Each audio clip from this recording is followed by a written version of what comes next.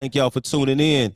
This is another episode of Conversations That Matter with my main man, Gene Black. Hold on, Dr.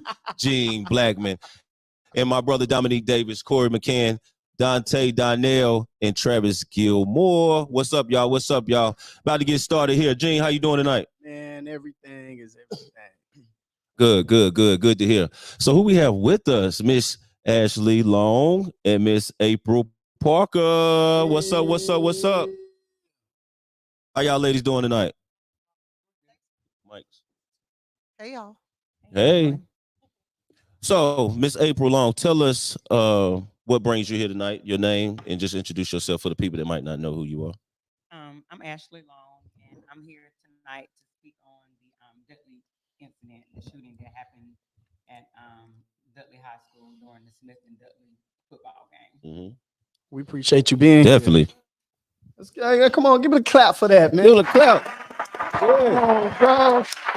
We on our own tonight, so y'all bear with me. I gotta get these comments. We got 8 comments waiting. Let me pull in some comments. Thank you, Miss Ashley Long, for joining us today. So while you doing that, we can go ahead and get April Parker to kind of introduce herself and tell us a little bit about herself and why she is here. Sersky.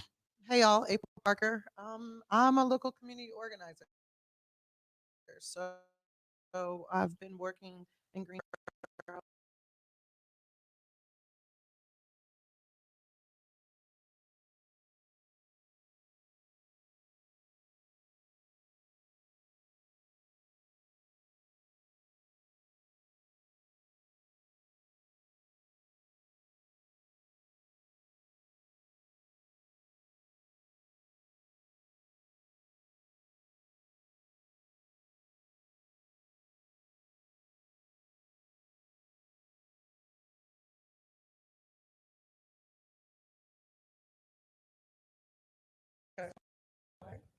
We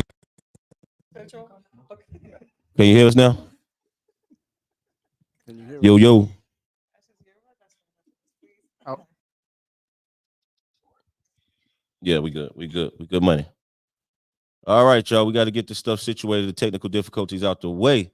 All right. Thank y'all for tuning in. Let's go ahead and get started. So thank you, Miss April Parker. Thank you, Ashley Long, Dr. Gene Blackman. Let's go ahead and get into it, my brother. So, Miss Ashley Long, take us back to that night. Take us back to that game. Take us back to the night those horrific things happened.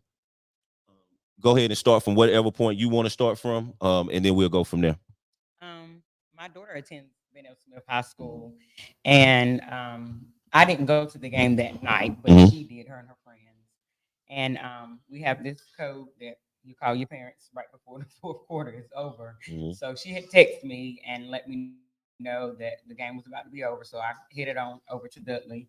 And as soon as I approached the light, the entrance into the Dudley school entrance, I called her and told her that I was there. And she said, okay, we're going to proceed to go come towards you.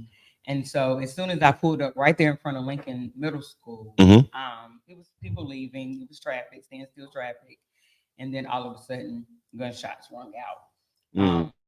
Hold the mic up a little bit. Of course, me sitting in my car, I knew the gunshots were in front of me, but not exactly where. My daughter proceeded to call me, asked me, screaming at the top of her lungs, asking me, where are you at? I proceeded to guide her to me, and I'm moving along with the traffic at the same time, still in my mind, Lord, please just bring my child to me safe. Um, and so as I'm proceeding down, following the traffic, get right there at the entrance of the Lincoln parking lot. And as I'm turning into the parking lot, I see a young girl kind of kneeled down beside a car, and a young man was kind of hovering over her. And in my mind was, please don't let her have been hit Right. by a stray bullet. But just kind of looking at her and kind of keeping my eye on her, I noticed that she was just kind of having a panic attack. There was a police officer standing there assisting them. And as I proceed to kind of move more into the parking lot, I noticed that my daughter spotted me, and we're still on the phone with each other at the same time. And she runs over. I kind of motion them over. She runs over to my car. They jump in the car.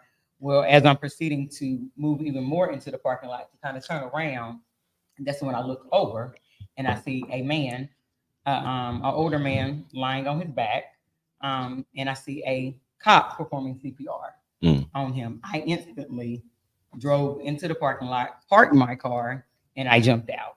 Did Mm. not know what the scene was, had not even known that he had been hit Mm. by the stray bullets until I got down on the ground and noticed that he had been hit in his right chest, his forearm. We couldn't kind of tell if he had been hit anywhere else. We probably performed CPR on the man for about 20 minutes. So this was you And the cop. and an officer. And the Okay. officer. Yes.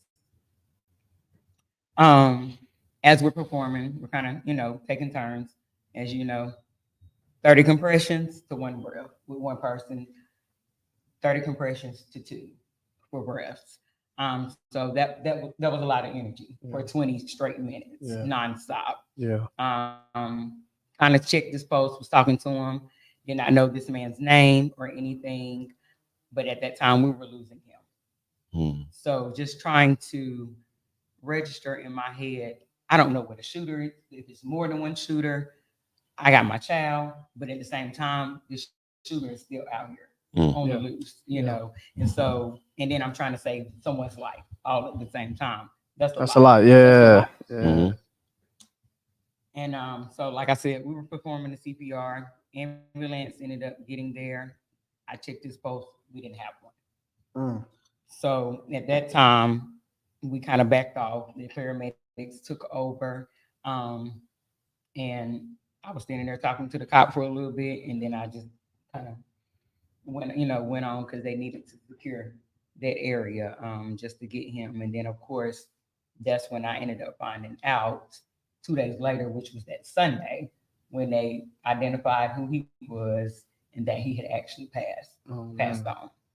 So that did something to me because, like I say, it hit hard for me because just doing it with inside like a hospital, you have the equipment. Mm. You have the AED machine, you Mhm. have things like that, but just actually physically doing that CPR and that you have nothing else Mhm. and trying to bring somebody back to life, that's that's traumatic. Mhm. Yeah. Absolutely.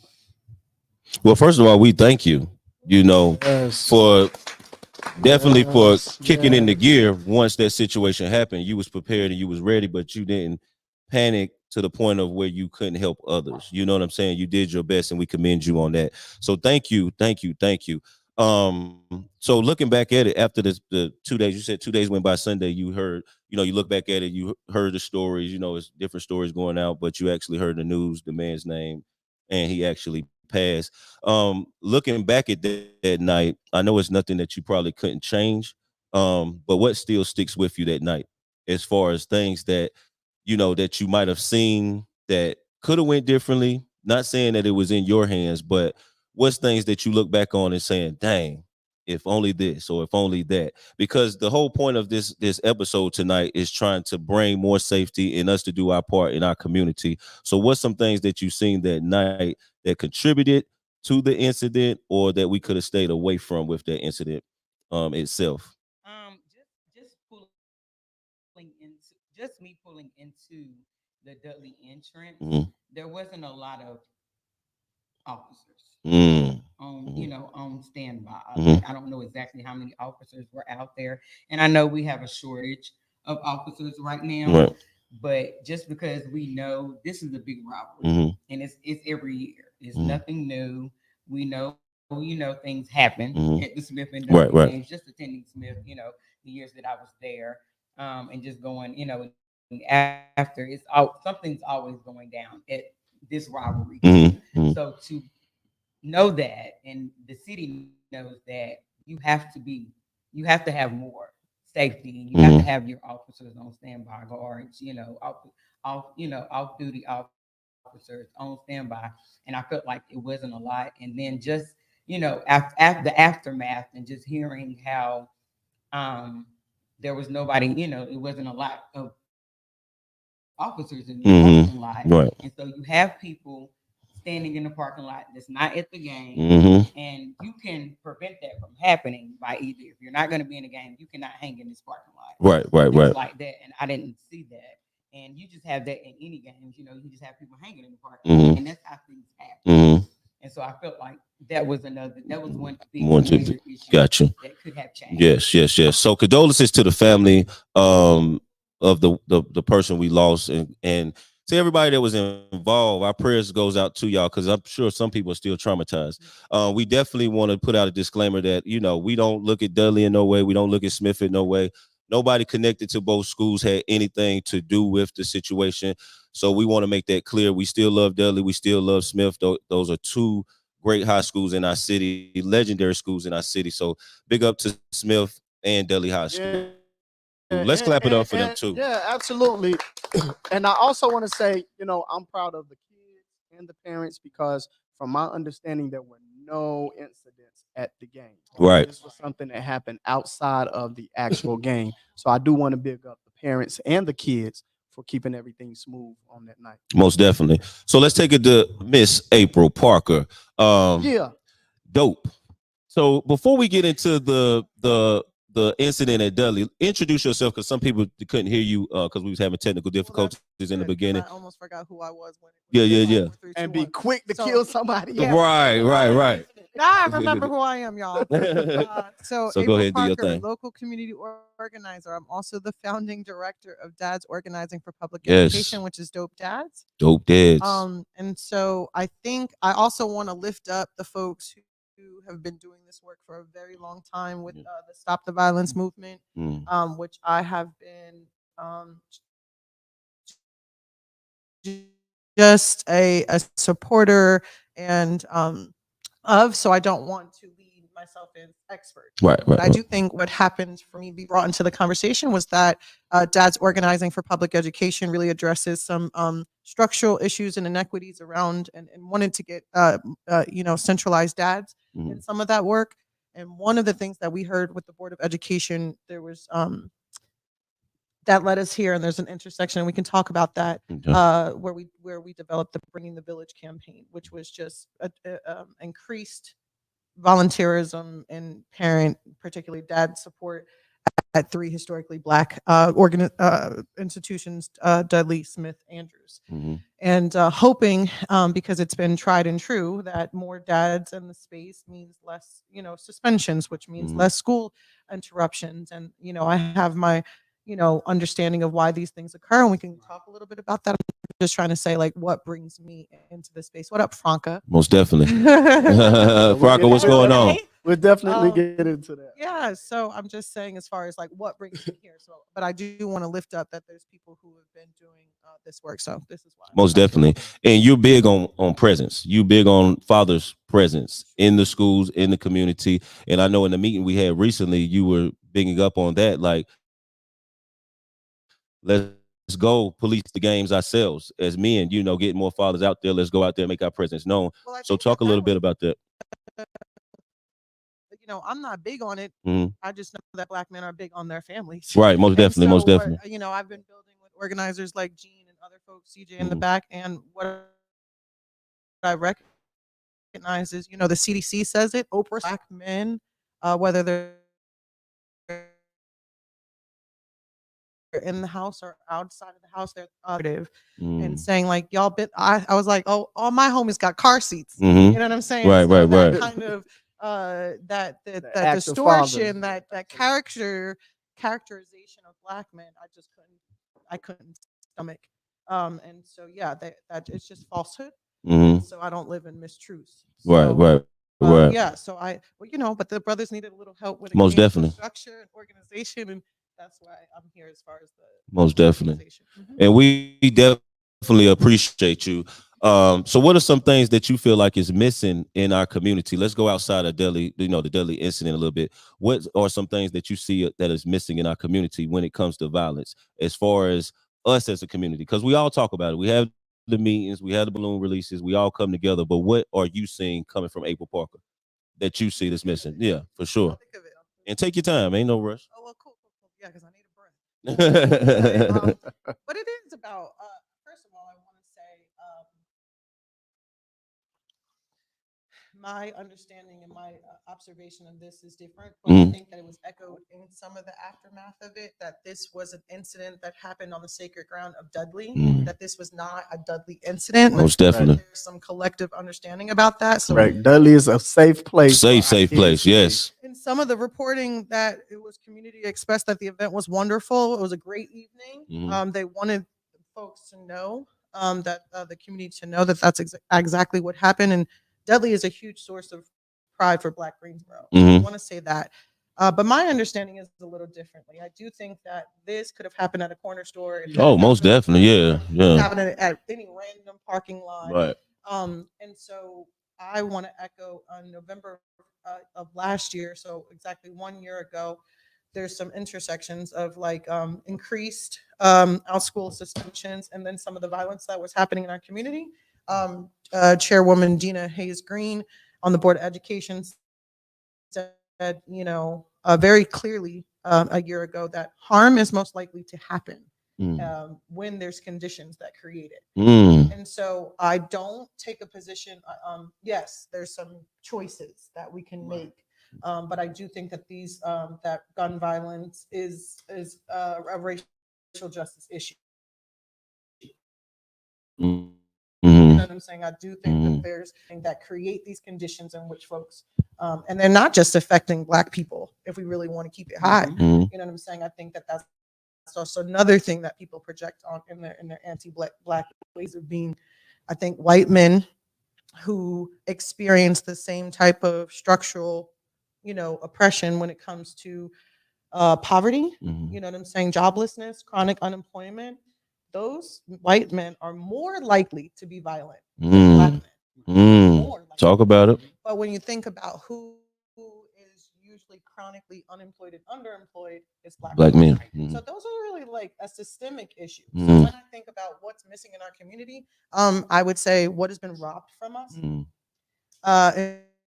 And so that would be, the equity, generational wealth. We live in the absence of. Hello. What am I doing? Go ahead, talk up now. Hello. Okay. Thank you. Thank I you, appreciate y'all. Better now? There you go. Yeah. What rant was I on now? We was talking about the equity in the one of the reasons. I think that we live 2/3 of Black Greensboro live on the east side. That's by design. And I think that concentrations of poverty, that's all created through policy systems, practices. The segregation of Greensboro never really changed. You know what I'm saying? There's a wealth gap that exists. We're in downtown right now. They offer us jobs and jobs trainings. Black people don't own buildings downtown, and so we know where the money is. Right. It's in the home ownership. It's in the business ownership. But it's in the buildings. And so when we think about these things in Greensboro, it's like, okay, you're doing well for your family, but I don't know if we often get stuck into conversations that Blackness is synonymous with the conditions of poverty. But it's just true. You know what I'm saying? We get real comfortable with the poor Negro conversations, and it's just not true. And so if I'm saying if anything's missing in our community, it's I don't think there's anything missing. I think that it was other robbed, stolen, disenfranchised. You know what I'm saying? Like, and so yeah, I think that there are things that we have to have a more nuance. We have to have a more we have to be real curious right now, or we're going to keep on being in the same places. So I'm not going to say, I'm not going to look at it in a really simple way because I don't think it's a simple problem. Right. Thank you. Clap it up for that. Appreciate you. So let's get into some of these comments. Tanya McCrimmon, thank you for tuning in, Sister Tanya. Appreciate you. Mothers Are Standing Against Gun Violence. We thank you for always supporting and always doing your due diligence in our community. Thank you. She says, thank you for being in the right place. Chris Stacker, what's going on? Dominique Davis, what's up, brother? What's up, everybody? Tanya McCrimmon also says prayers for her mental and emotional wellness as well. Talking about you. EMS should be on standby. Tanya said again. What's happening, family? Giovanni Hood, Ashley Good. What's up? Yes, April Parker. You see Fracker? That part, put the brothers on the front. Yes, Tanya McCrimmon again. Dominique Davis says we need the mayor in there because the mayor is the ambassador to the General Assembly, which are the lawmakers for our state. Definitely, brother. Definitely, brother. You have to have a mayor that cares. Yeah, for sure. About that particular issue. Most definitely. I Most do definitely. want to make note that some of our strengths in response to that as a community right now, and I do want to name them as strengths, is that there were community leaders there. There was every representation. So when Dr. Goss called a community meeting, I just want to say it's like, yeah, we can be examining what's not there, but I do want to kind of lift up some of the things that were there. There was a most lot of definitely. mitigation of crowd control. Like, that was pretty uniform. That was pretty like they're aware of those kind of requirements, and there was nothing out of place in that way. You know what I'm saying? And so we want to point a finger and have a culprit and things of that nature. And I understand that. You know what I'm saying? 'Cause something tragic happened. But I want to lift up that there have been more people that joined the PTA. There's been more increased volunteerism. Nice. Creating a community care around the staff and the people that were affected. So I want to say our strengths is that we have an established history of community of care. Right. We know how to come together as a community. Talk about it. That's strength. Mm-hmm. And so I just want to name that as something that was present instead of just always naming what, you know what I'm saying? We could have done a lot of other things. So most definitely. And thank you for sharing that, shining light on that side of it as well. Because we definitely need more of that in our community. Dominic Davis says, what's missing is the lawmakers. What is missing is the judges, the DAs, the lawyers, the probation officers, the mothers, the fathers, the senators, the representatives, the city councils, the undertakers, the paramedics, the ambulances, the police, the sheriffs, the jail bailiffs, firefighters, the gang members, active and inactive, the pastors, and the congregation. You better talk that talk, my brother. We got to hold everybody accountable. Let's clap it up for Dominique Davis. Thank you for that, brother. Yes, sir. Appreciate you. My brother's still working. Anytime. I'm going to go to 3 more comments and then we're going to roll up. What you got? Okay. No. You sure? Okay. Dominique Davis also said, in my opinion, there isn't anything missing in the community. We just don't use the resources that are in our face. Come on, brother. Tia Henderson says, Dominique Davis, say that again. It's accountability time. That's right. Malik Good Vibes, what's going on? What's going on? We need God, Malik Good Vibes says. Definitely have to have the mayor that cares. Don't need a yes man. Basically,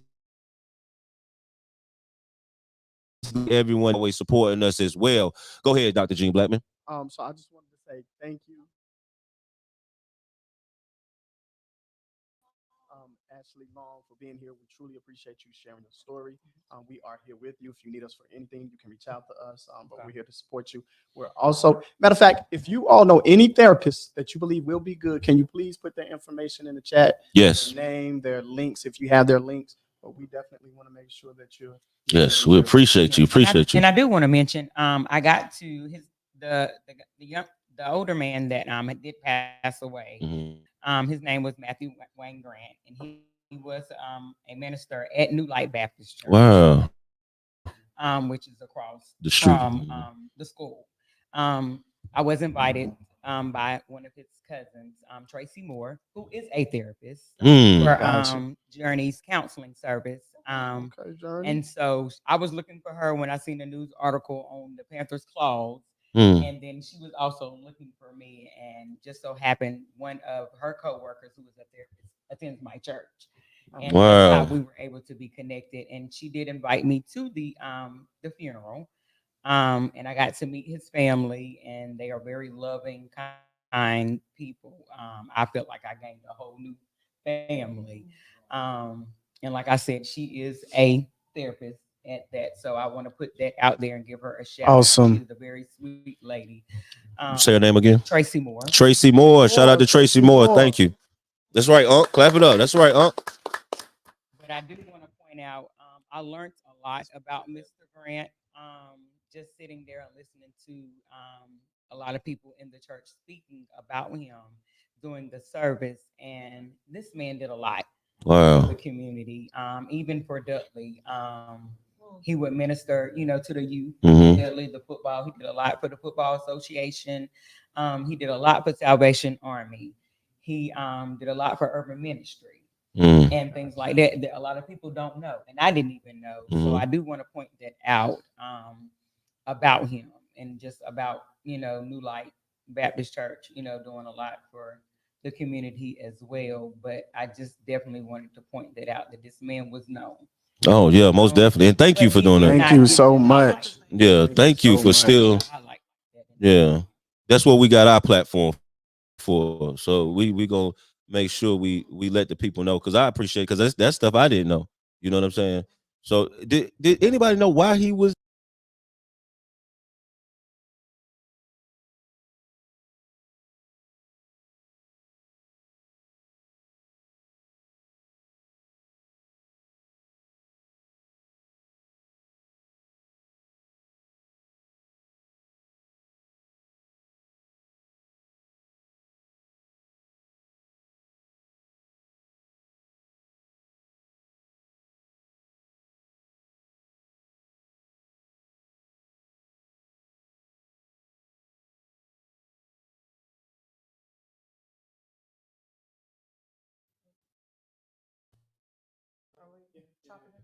What about now, Tanya?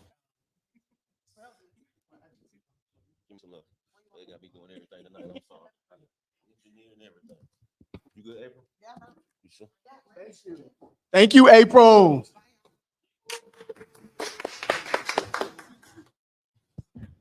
Are we good now, Tanya? I'll let you introduce. Oh, what we doing?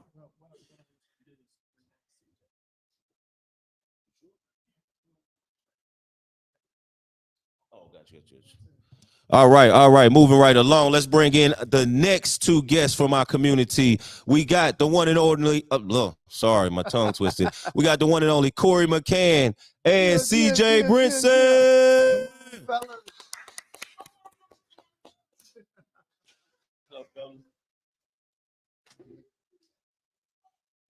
My brother, you made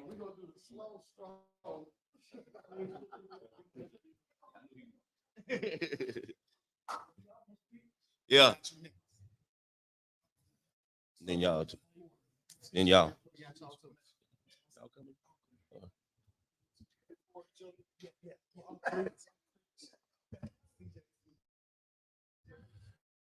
All right. Moving right along. Can you hear me now? Tanya, we good? Are we good? Tanya, you got to be my engineer on the other side tonight. Khalib Johnson, can you hear us? Tanya, who you blowing kisses at? Oh, Khalib is on YouTube. Okay. Blowing kisses. Okay, we good. Okay. What about on YouTube, Khalib? We good? All right, let's jump right into it, y'all. While I wait on Khalib to see if we good on YouTube. We good on Facebook. So Gene, I'll let you set this one off, my brother. Well, first, y'all two, introduce yourself for the people that might not know who you are. You see how CJ looking at the camera like this. Yes, sir. Real pick. Good evening, everyone. You good? I am CJ Brinson, concerned citizen here in Greensboro, North Carolina. Ordained clergy leader as well. Affiliated with many organizations, so I won't name any. Too many names. I'm getting them wrong or missing. Happy to be here. Also, I might have to say something that they may not support. So, hey, speak your mind, my brothers. That's what we love about Mr. Brinson. I mean, Pastor Brinson. Yes, sir. So, just happy to be here and be in the space tonight. And we thank you for being here. Good evening, everyone. My name is Corey D. McCann out of Winston-Salem. I am a proud father of two amazing young boys, Chase and Corey Jr. I'm the proud son of a Jim Crow survivor from Birmingham, Alabama. Let's go. Shout out to my mama. Love you, mama. Joan McCann. Let's go. I'm also the founder and president of Rally Up Winston-Salem. We are an anti-street violence organization and coalition. And we have been in service for about 4 years now. And I'm glad to be on this platform as per usual. My brothers, William Hussey and Dr. Blackman. That's right. And Pastor Brinson. And I'm a banker by trade, but by passion, I am an advocate. And as aforementioned, Pastor Brinson mentioned that he was a concerned citizen. So I'm a concerned citizen, not only in the fabric of combating street violence, not only in Winston-Salem, but in the triad as a whole. So yes, sir. Ultimately, I'm glad to be here. Let's chop it up, man. Let's talk. Let's get it. Let's get it. Dr. Jean, I'll let you set this one off, brother. So here in Greensboro, we are now at 60 homicides. 15 of them have been Black women. And our record is 61. And we still have 2 months to go. So we could very well, based on the pace that we have been having these homicides, we could very well be at 70 by the end of the year. And this is it's extremely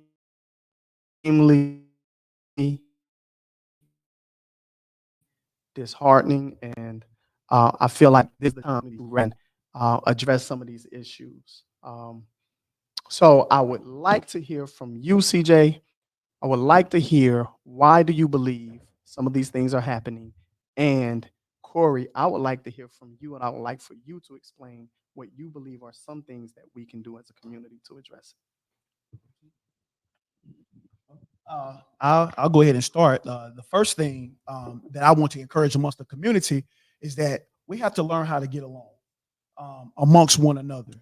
A large problem in combating any type of situation, albeit social injustice, street violence, et cetera, is that we don't get along a lot of times. You have this nonprofit that wants to supersede this nonprofit. You want this church that wants to supersede this church. And as a Black and brown populace, and as the Black and brown community, we got to get away from that. So that's first and foremost, we got to learn not to be divisive and come together. Yes. You know what I'm saying? Granted, we're not going to always have the same ideologies. We're not going to always have the same spiritual beliefs. But the silver lining should always be what? Our community. Always. Regardless of religious perspective and or school of thought. So we got to start learning to get along, because there's too many of us that are openly, especially on open platforms, that are dissing one another. When the common ground should be our community. So I'll start with that first. For me, the three other things I would say, Dr. Blackman, it's pretty cut and dry for me. You know what I'm saying? The first thing I want to talk about is the quote unquote dope boys and the OGs in these underserved communities. You know what I'm saying? We got to get to a point where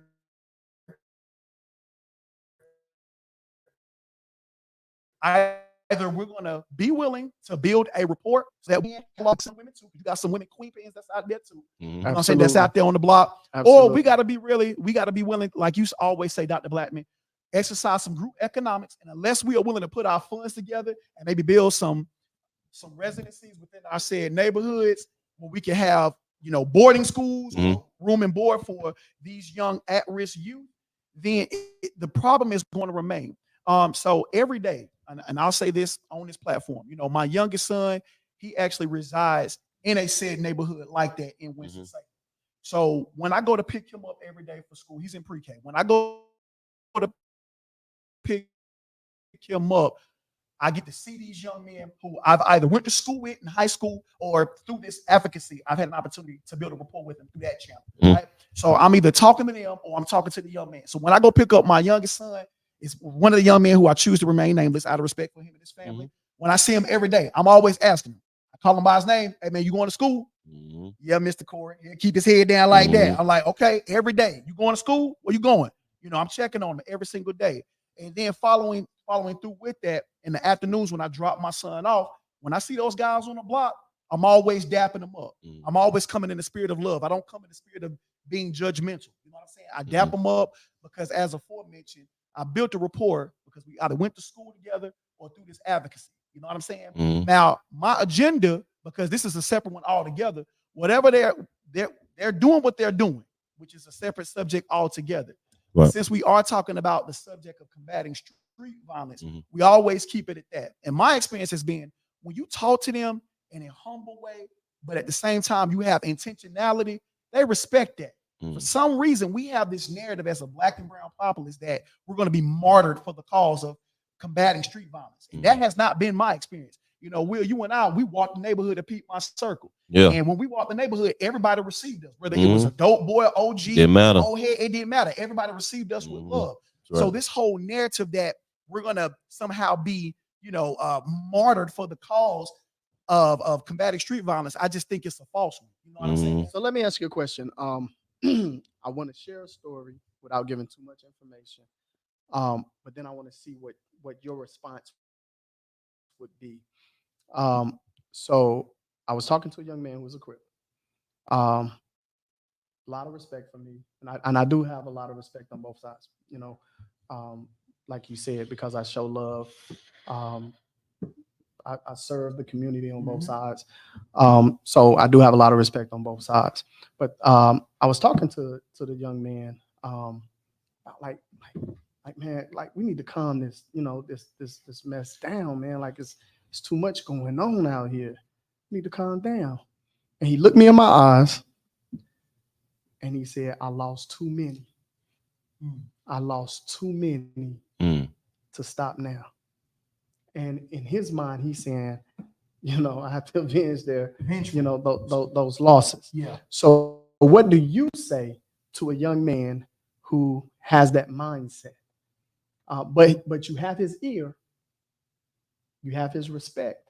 What do you say to a young man that believes like that? So to a young man that believes like that, the first thing we had to remember is that we can't be dismissive to how they feel. People have a right to feel. Can't skip over that part. Absolutely. You can't slip over that part. You know what I'm saying? We have to remember people's humanity. So if they, like he said, he's lost so many. So of course, quite naturally, he's going to have a spirit of vengefulness. He's going to be angry. So we cannot be dismissive towards that part of him, nor can we be insensitive to that part. So we got to openly acknowledge that. But then my counter at Dr. Blackman, this is just me. My counter response to that young man is, do you want another mother to feel the same way that you're feeling right now?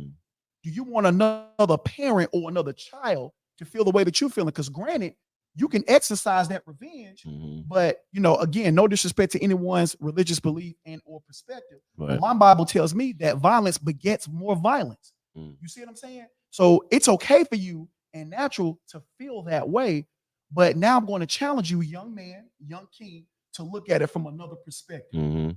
If you want to take that person's life based on the merit of vengefulness alone, you got to consider that mother's going to feel the exact same way. Hurt people. Hurt people. Hurt people. So that would be my response. Okay.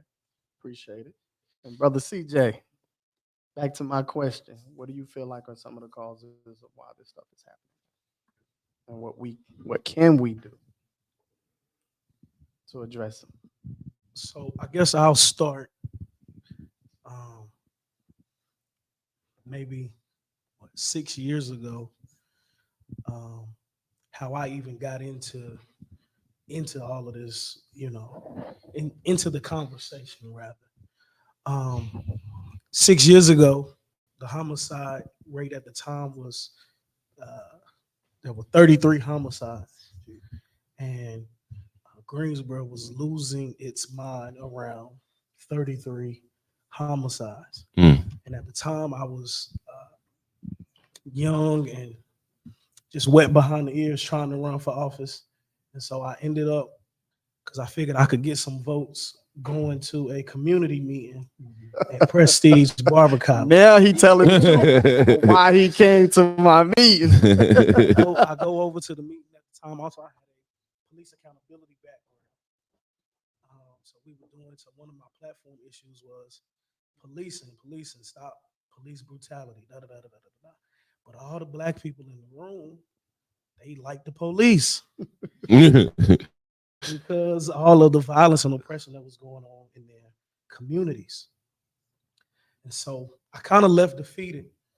But one thing that I've always been passionate about, and what they try to teach you when you're an organizer, is you can't prioritize what you may feel theoretically is the best way to solve problems in your community. You also have to hear from the community. Absolutely. You also have to come up with solutions that people can attach themselves to.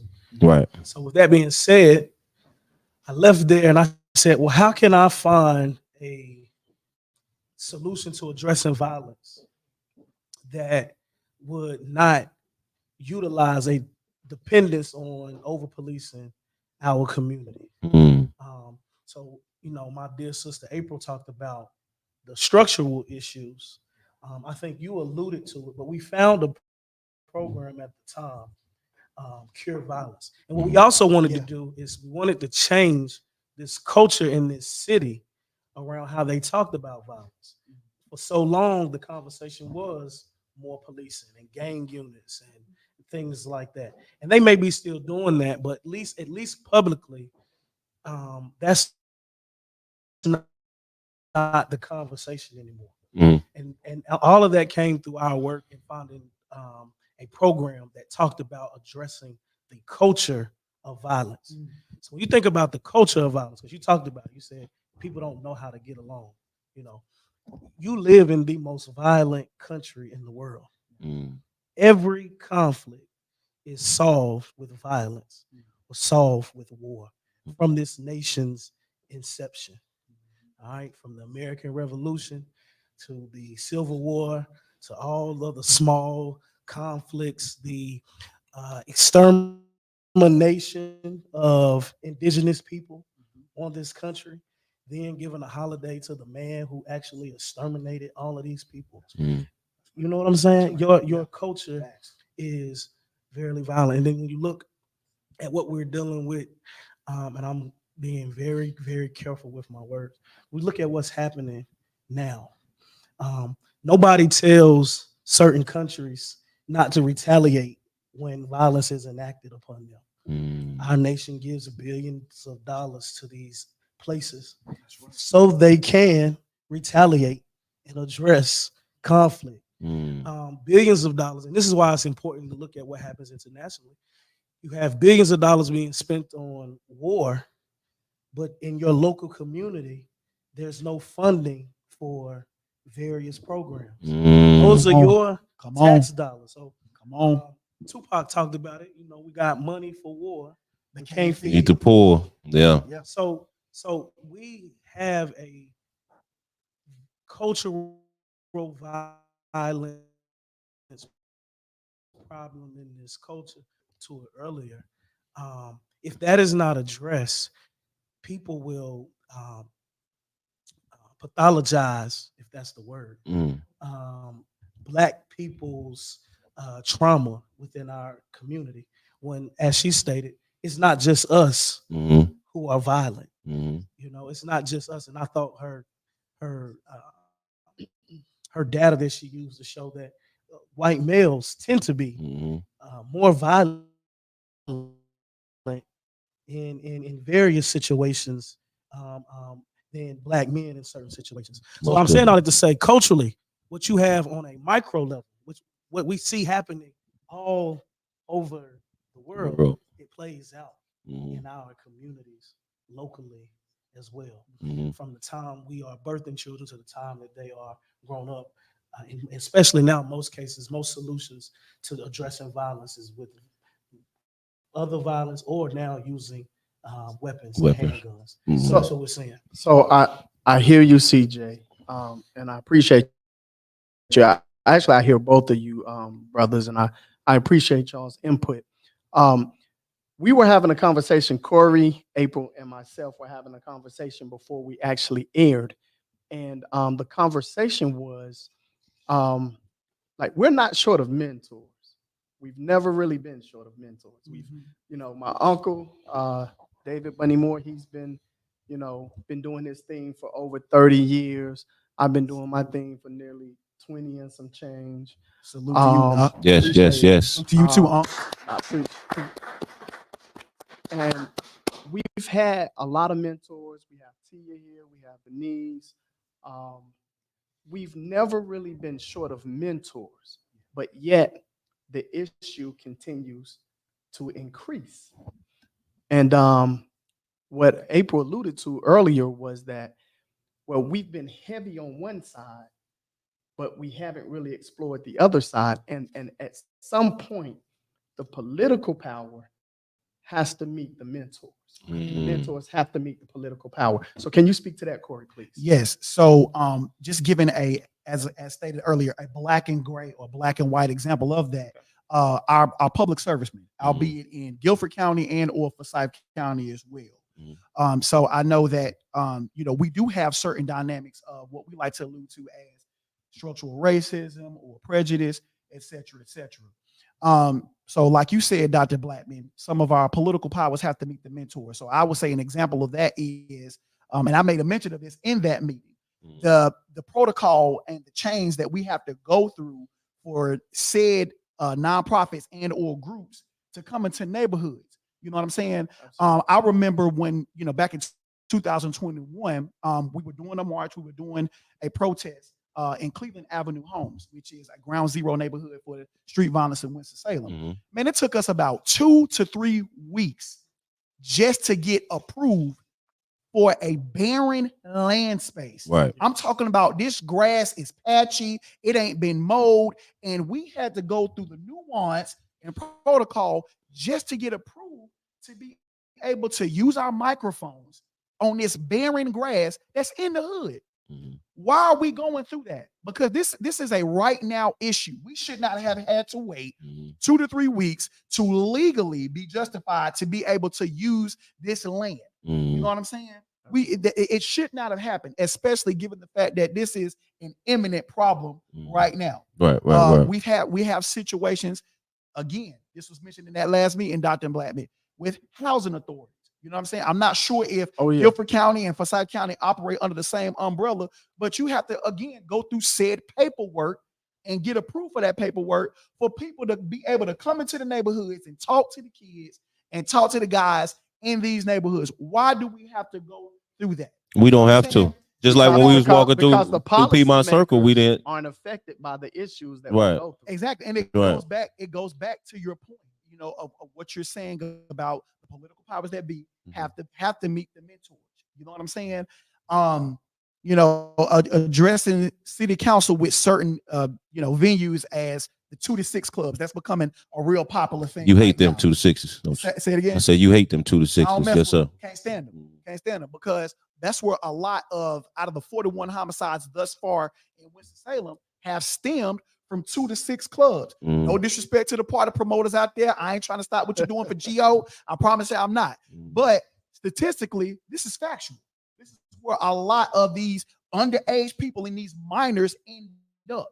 So city council, they have the wherewithal to put a stop to this. You know what I'm saying? Because there are certain discretions that you have to go through to approve these types of clubs to go on. So we have to be willing to address that in a uniform fashion. You know what I'm saying? And create a blueprint. When they have these meetings, when they go through their action agenda items, we got to bring that to the forefront. Most Get definitely. educated about it and then be intentional about it as well. Absolutely. We appreciate that. Will, do we have some comments, man? Yes, sir. Yes, All sir. right, let's talk about Let me go back up a little bit more. Let's start with my sister, Tanya McCrimmon. She was saying, I'm going to start with this one. Hurt people can heal their hurt if we have the resources that will repair and maintain them. I love that, sis. That's Tanya from the Mother Standing Against Gun Violence. Yeah, Tanya McCrimmon. Very, very active and supportive Yes. organization, support mothers who are experiencing loss of child through gun violence. And man, they are absolutely amazing. I give them as much support as I possibly can, man, because they are doing a great work out here. Most definitely. She's our Angela Davis of our century. She's our Angela Davis. Dante Donnell, I feel that we should all have the ability to be violent, however, being a warrior in a garden. All right. Thank you, Dante, for your comment. Brother, appreciate that. That's our platform therapist right there. Shout out to Dante Donnell. Khalid Johnson says respect. Dante Donnell also say over policing is definitely not the answer, in my opinion. Tanya McCrimmon was saying speaking on both of y'all. Dominique Davis, my brother, says, respectfully, cure violence did not work. I love each and every employee, but the statute and structure itself just did not work for the city, bro. And I'm saying this respectfully. All right. Thank you for your opinion on that. Dante Donnell also says, preach, bro. Either CJ or Corey, whichever one was speaking at that time. Dante also says we have to be warriors in the garden. Khalid Johnson, we should act on bringing pride back to our community. Yes, sir. Yes, sir. Yes, sir. April Parker got dope GSO. Make sure y'all, can you put the link in there? Or did you? And April's gonna put the link in there. We need more fathers on board, y'all. Sign up for Dope Dads. Dope Guilford County Dads organizing for police education. She's gonna put the link in there. I can't really see if you got the link on the computer, April, so I'm sorry if you did. Tanya McCrimmon also says, I'm doing a lot, y'all. Y'all don't understand how this works, but We appreciate just be patient with me. Yes, sir. I speak blessings. Yes, thank you. It's for the people. I speak blessings. I can scroll it down if you want. Yeah. Oh no, I'm got it. I'm almost there. Thank you, though, brother. I speak blessings over this panel of brothers increased to help to reduce the way the generations are dealing with this epidemic. Yes, speak, sis. Yeah. Dante Donnell also says systems are broken. Actually, they aren't even broken. They are working as they were designed to. Come on, Dante, preach. Yeah, so Dominique Davis is saying amen to Tanya McCrimmon, and Khalid Johnson said, I second Tanya McCrimmon. Yes, so they supporting what Tanya said. Let's see. Dante Donnell, red tape definitely is a barrier, but we don't own land. We need land of our own. Good comment.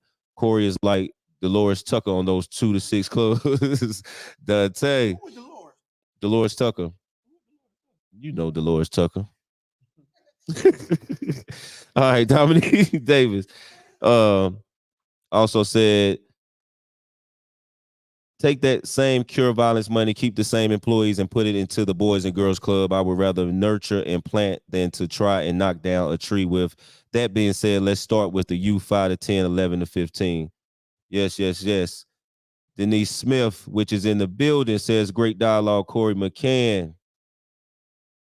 Tanya McCrimmon also says, seed planted, harvest coming. Yes, and that's all the comments. Yes. Appreciate that. Thank y'all for the comments. Y'all keep them coming. I wanna speak to what my brother Dominique said, because I can't let the city off the hook for cure violence. We had that in Winston too. Yeah, listen. Cure violence came down. The national office came down to do their assessment. Our city went against everything that the national office recommended. From the salaries to, everything. Hey. And it's crazy because we still have the recommendations of the national office. And if you look at how it actually functioned, it doesn't match up with what the national office recommended when they came down here and did an assessment. So the city wanted to make that Smith Homes and MLK area the target area. And at the time that they did the assessment, that was a hot spot. But by the time we were able to get through all of the politics and actually get it flowing here, that was no longer a hot spot. It was actually moving all around at the time that we actually got the program here. So I feel like they were set up for failure by being in one spot. Greensboro at this moment has, I think, almost an $800 million budget. And the national recommendation said that you should spend about $750,000, and y'all dumbed it down to $250,000. That's disrespectful. Man. How do you? Hey, we got to hold them accountable for that. $800 million budget, and you can't put $10 million in the community addressing gun violence, and that's have crazy. Multiple sites set up because the violence was spread around. Yeah, talk that talk, bro. Want to just, we can blame who we want to blame when it comes to cure violence, but we cannot let the city off the hook for how they went against every single recommendation that the national office gave, and then set our people up who's running it for failure. So we got to hold the city accountable. Got to. We have to do something about this city council and the way that our city council views violence in our community. Right. So what's some resources or steps that we could take? Not resources, but what's some steps that we could take? Should we show up to the city council meetings? And I know CJ knows a lot about that stuff as well. We'll touch back on it, but I want to hear from you, Doc. We're want to talk about. I just want one. Go ahead. We have to get our men to sign up for Dope Dads because Come on Dope now. Dads is not just presents. I need everybody clapping on that seriously, one. guys, listen. CJ. Listen, guys, seriously, Dope Dads is not just presence in the schools, which we do know that makes a difference, and it gives us an opportunity to bond with these kids who are going to be leaders in the next few years. But it also has a political piece where men need to be present in these meetings. Yes, in yes. these political meetings, we are not present, and we have to be present. So I feel like that we should sign up for Dope Dads. It's going to be some information, and not just presence, but saying the right things when you are present. I agree with that too. Right. Please Saying don't- the right things. Yeah.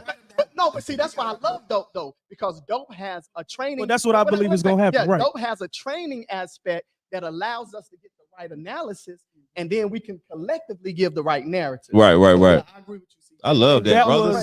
And that was the beautiful thing about, you know,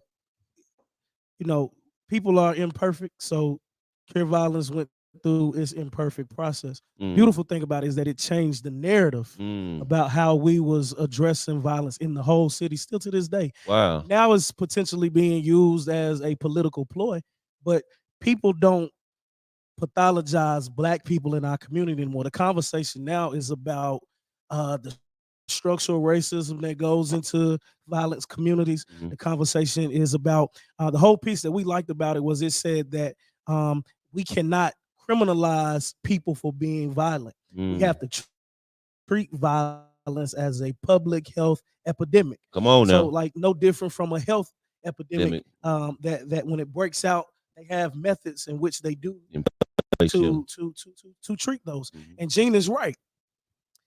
$800 million budget. And this is why people have to get involved with local politics and anything. $800 million budget. And I can talk to you about, we can do stuff all the time. We can have issue-based campaigns and do all of that. We can go to the city council. We did that. We fought for Cure Violence to get funded for 2 years. It was longer than 2 years, bro. Longer? How long? So over 2 years. How about that? Totality. Too long. Almost 4 years. Yeah. Totality of it. 4 years for $500,000. Get the out of an $800 million budget. Right. $500,000. And the genius, if he's going to correct me, it's going to be even worse. But what I'm saying is, I always used to say, because I used to get mad, that was toilet paper money. That's what they spend. Right. So, and Black people also pay into this system. We can talk about that with our tax dollars locally to a tune of about 38%. And we don't see that type of investment coming back to the community. To our community. Nor do we fight about it. Let me get you some water, brother. So scripture says people perish for a lack of knowledge. Right. It's a lot of things that are happening to us that we are just not privy to. And it just takes a little commitment if folks just really get, I would say educated first and then organized, and you'll be able to address many, many things within our community. You're not going to be able to do it without having a political component. Dante Donnell says something up in the comments, but he said he believes that political leaders are invested in violence in our community. You damn right. The same people who oversee music, the same people who oversee prisons, the same people who oversee your communities, they cousins. Essentially. It's the same, right. It's the same people. I like that too. And so it's not by happenstance that rappers are getting RICO charges now and whole communities being wiped out of Black men, fueling a prison industrial complex, and all of that going hand in hand with whoever is bringing in weapons into the community, who's ever bringing drugs into the community. So it's a lot bigger than what we like to give credit for. And yeah, we can do all these things. We can have mentors. You can do all of that, and all of that is great. If you don't have a political component to hold leaders and hold your dollars accountable, because these are your dollars. Mm-hmm. You know, I like to talk about this one. It may have changed, but just you'll get the picture. But annually, this city spends over 300 some $million in white business. They do about 5 million in your whole community, black men and women. And then for white women, they do another 5 million. So white women in the city get the same amount of money that the entirety of the whole black community gets. Right.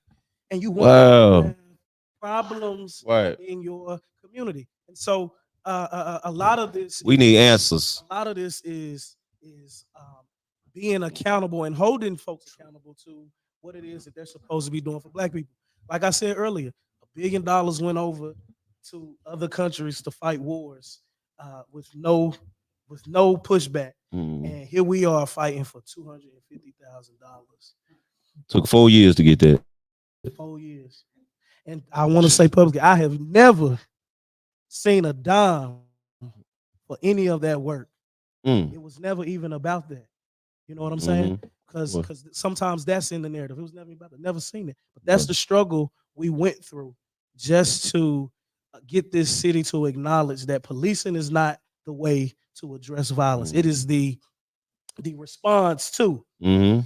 But the way to address is to deal with things on a cultural level, and then that incorporates some of what you was talking about. Is that we do have to start talking about conflict resolution within our communities, but just across the board in general. And I digress. Good shit, man. That's good stuff. Appreciate you. Definitely appreciate you. You had something to say, Corey? Go ahead. No. I thought you was getting your mic. In closing, before we bring on the next panelist to wrap things up, is there anything that you would like to say before we excuse you? So I just a few things. We just have to remember that all dynamics when it comes to our community, they are synonymous with one another. Right. The political aspect, the boots on the ground aspect, we have to remember that. Because I'm gonna be honest with y'all, you know, I'm not as well versed as Dr. Blackman or Pastor McCrimmon or Miss Parker from that realm. You know what I'm saying? But I'm willing to learn. You know what I'm saying? I'm willing to learn because, as aforementioned, they are synonymous with one another. You know, for me, I'm more, you know, get in the trenches. You know what I'm saying? Hey, let's put our sweatpants on. Let's put our t-shirts there. Let's talk to the OGs. Let's talk to the dope boys. And look, let's hold some folks accountable. You know, let's pull that young man by the coattail. You know, take him to lunch. You know, but like I said, we got to remember that all these aspects are synonymous with one another. And I think it's important that when it comes to combating street violence, in closing, that there are a plethora of issues that need to be addressed on a universal scale. You have it's not just unforgiving economic circumstances, but for some reason, you know, our society makes it seem to be that way. It's not to say that it's not important, but we got to remember other dynamics too: peer pressure, bullying, anger management, or lack thereof. You know what I'm saying? Look, every time you look around, it's a party going on in Greensboro in the nightlife, which I love, by the way, because y'all know me. I love going to Gate City. Yeah, we know I love going to Gate City. I like to dance. I love going to ball games. I do. Okay, I'm not that far gone. But what I will say is this. Okay, even as an advocate and an activist, what I will say is this: if we're gonna put that same energy, okay, to dancing to Frankie Beverly and Mays and, you know, Sexy Red and all them, then we can use those same platforms, like Pastor McCrimmon said, to educate folks on the dynamic of city council meetings. You know what I'm saying? To talk about these budgets. We got to learn how to use, for lack of a better term, reverse psychology. You know what I'm saying? Use these same platforms that we're going to party in to educate as well. You know what I'm saying? Absolutely. And then in closing, I want to thank Sister Tia Henderson and Miss Denise Smith for showing up, because we all are going to collaborate. We're all planning to collaborate in 2024 between that May to June area, that time frame rather, to have a Stop the Violence sports camp. You know what I'm saying? Where we're going to include basketball, football, and maybe some baseball. But as we're coordinating this camp, we're going to also implement some strategies to talk about stopping the beef and stopping the gang violence. You know what I'm saying? Because we know that sports is a universal avenue to kind of bring together, but our target audience, our target neighborhoods are going to be, those underserved communities.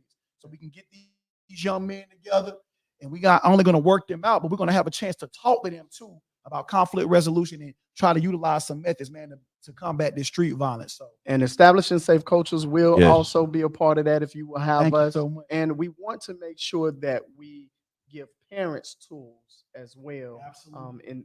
In this camp, we want to make sure that there's some tools that we give to these parents so that these kids, go back to a condition where the parents are trying to change the culture as well. Exactly. We will have liaisons addressing both adults and young people. Awesome, alike. awesome. Awesome. Thank y'all, brothers. Thank y'all. Give it up for them, y'all. My brother. Love you, my Appreciate you. Love you too, as always.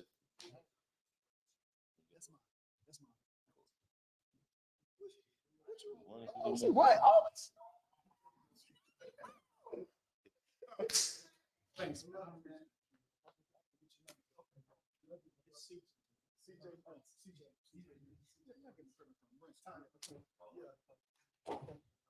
Let me get my notes. I'm sorry. Y'all ready? All right, so you wanna introduce the ladies? Yeah, I introduce them, but and then we wrap up. Well, Yeah, but I'm going take your to. mic up. Oh no, I was just. Okay. I Thought you would talking to like me, brother. I would like to give up my seat, for the Honorable David Bunny Moore. Okay. Well, you would just this- back the word. Yeah, absolutely. I'm gonna still stay here, Yeah. but I'm gonna give up my seat for Uncle David Bunny Moore. Okay. He's been a mentor forever in the day, and Okay.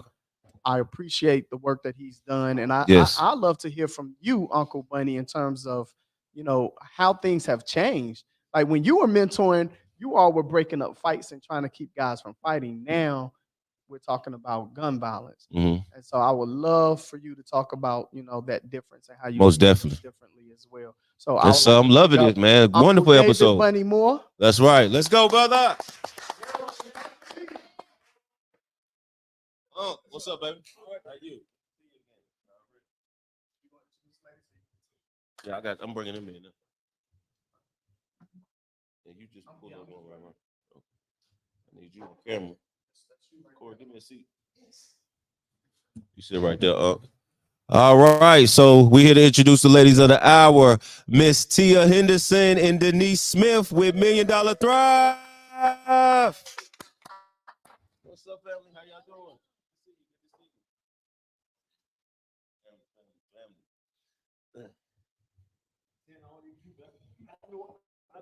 All right. Yeah. That's what's up. Thank y'all, ladies. Appreciate y'all patience. So introduce yourselves. We'll start with you. David Bunny Moore, mentor, life coach, concerned citizen. Mm-hmm. I love our babies. Good. Appreciate you. Thank you, Unc. Go ahead, Tia. Okay, talk that talk. Come up to the mic a little bit more, Unc. I have been mentoring, I guess, somewhere maybe starting in the 80s. Okay. With a group called the Wiseman Club with the Y. 93, we started Bot Soul. 2005, we started Mentors, and now we have a group called the Council of Elders. Okay. Teens are a part of. And just listen to the different comments. Years ago, one of my friends brought up a conversation about why things don't change, why things happening. Mm-hmm. And what he said made a lot of sense. The powers that be, if they solve the problem, then they would be out of a job. Right. And what they're gonna do. So one of the Mhm. things that, that's one reason we have so many problems. A lot of people don't want to solve the problem; they want the power, and money. Right. As long as you have that, then you can have some things on your hand. Mm-hmm. When I was coming up, and I am right at 80 years old. Mm-hmm. That's a blessing. Yes, sir. I've seen a lot, and I know a lot. I have a lot of wisdom and a lot of knowledge. So from this time on, we're guys my age, and people I'm around, we're trying to share that, leave a legacy, and show a path. And one thing that's important to me is that when we was coming up, when we were small, we had people that had morals and principles. And very few people now you see have morals and principles. Right. You offer them $100, they'll do anything. Facts. Yeah. What kind of example? Mm-hmm. So what kind of examples is this showing for our young people? Mm-hmm. And they are hurting, folks. Our young people, I'm in the schools every other day, sometimes every day a week. Our young people are hurting. Our parents are hurting.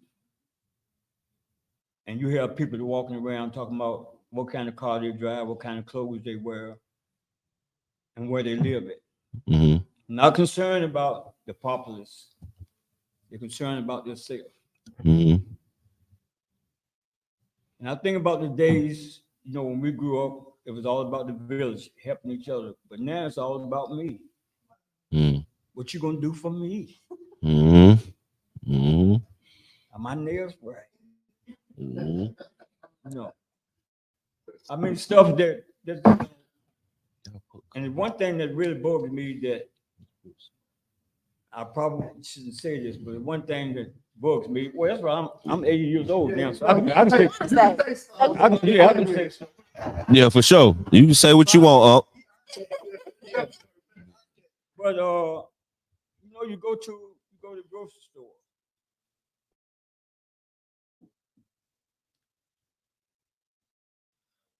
And you see a family come in, you see somebody go to the cash register and they have a bag of dog food that big. And you come to the house, kids don't have decent clothes on. We need at all.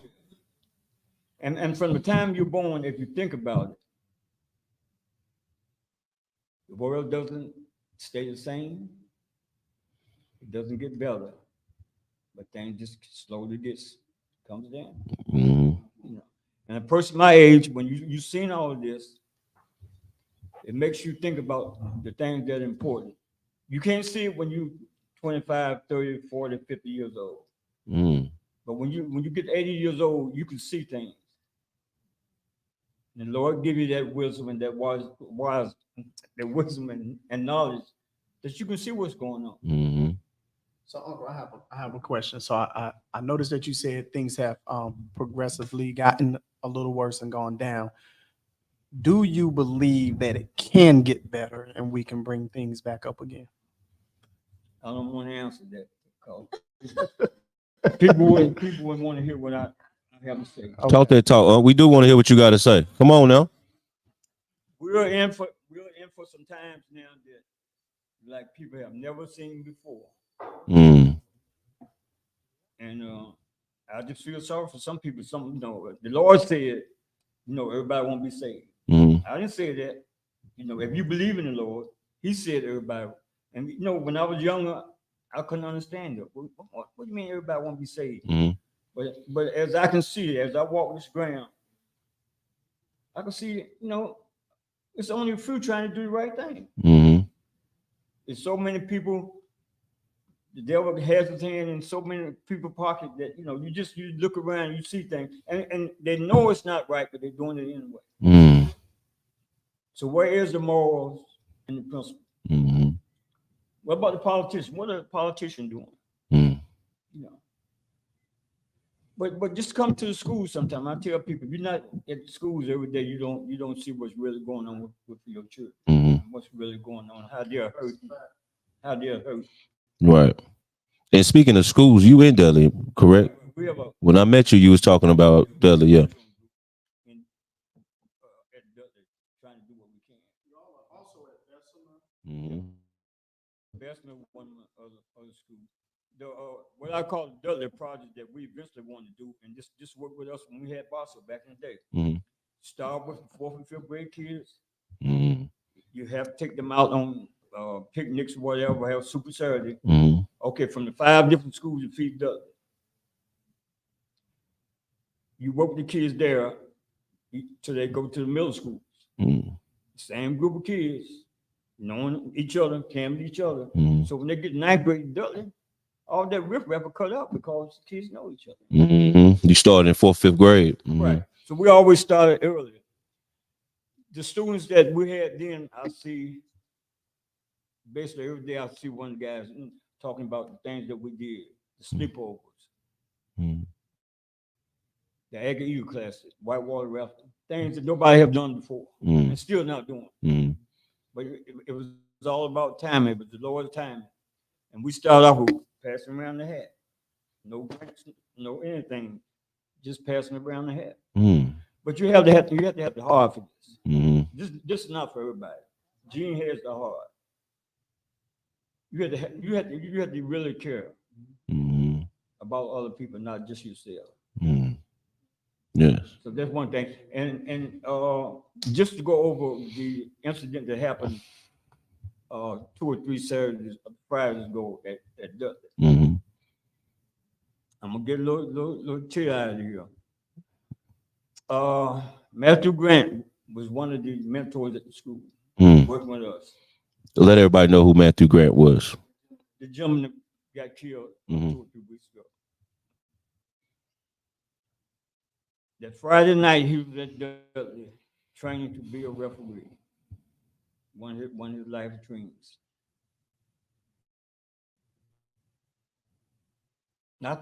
Before the game was over, my group was working the parking. The group we have a Dudley works the parking there. Mm-hmm. And he was walking out with me, and I was supposed to take him home after the game. Mm-hmm. We out in the parking lot letting the cars go out. This car shoots around and came down the street on the wrong side. Mm-hmm. And next thing I know, I heard a couple of shots. And I moved to the side, and I'm thinking that I pushed him out of the way. Y'all side by side at this point. Basically, side by side. Mm-hmm. And he couldn't see the car from where he was at. Mm-hmm. But I saw the car. So we turned around, and the car kept going out toward the football field. Mm-hmm. We said, must be somebody that doesn't know Dudley's a one way in, one way out. Mm-hmm. So we ran down. The car kept going, hitting people, and going down to the fence. So when I came back up, I heard somebody say, well, somebody got shot.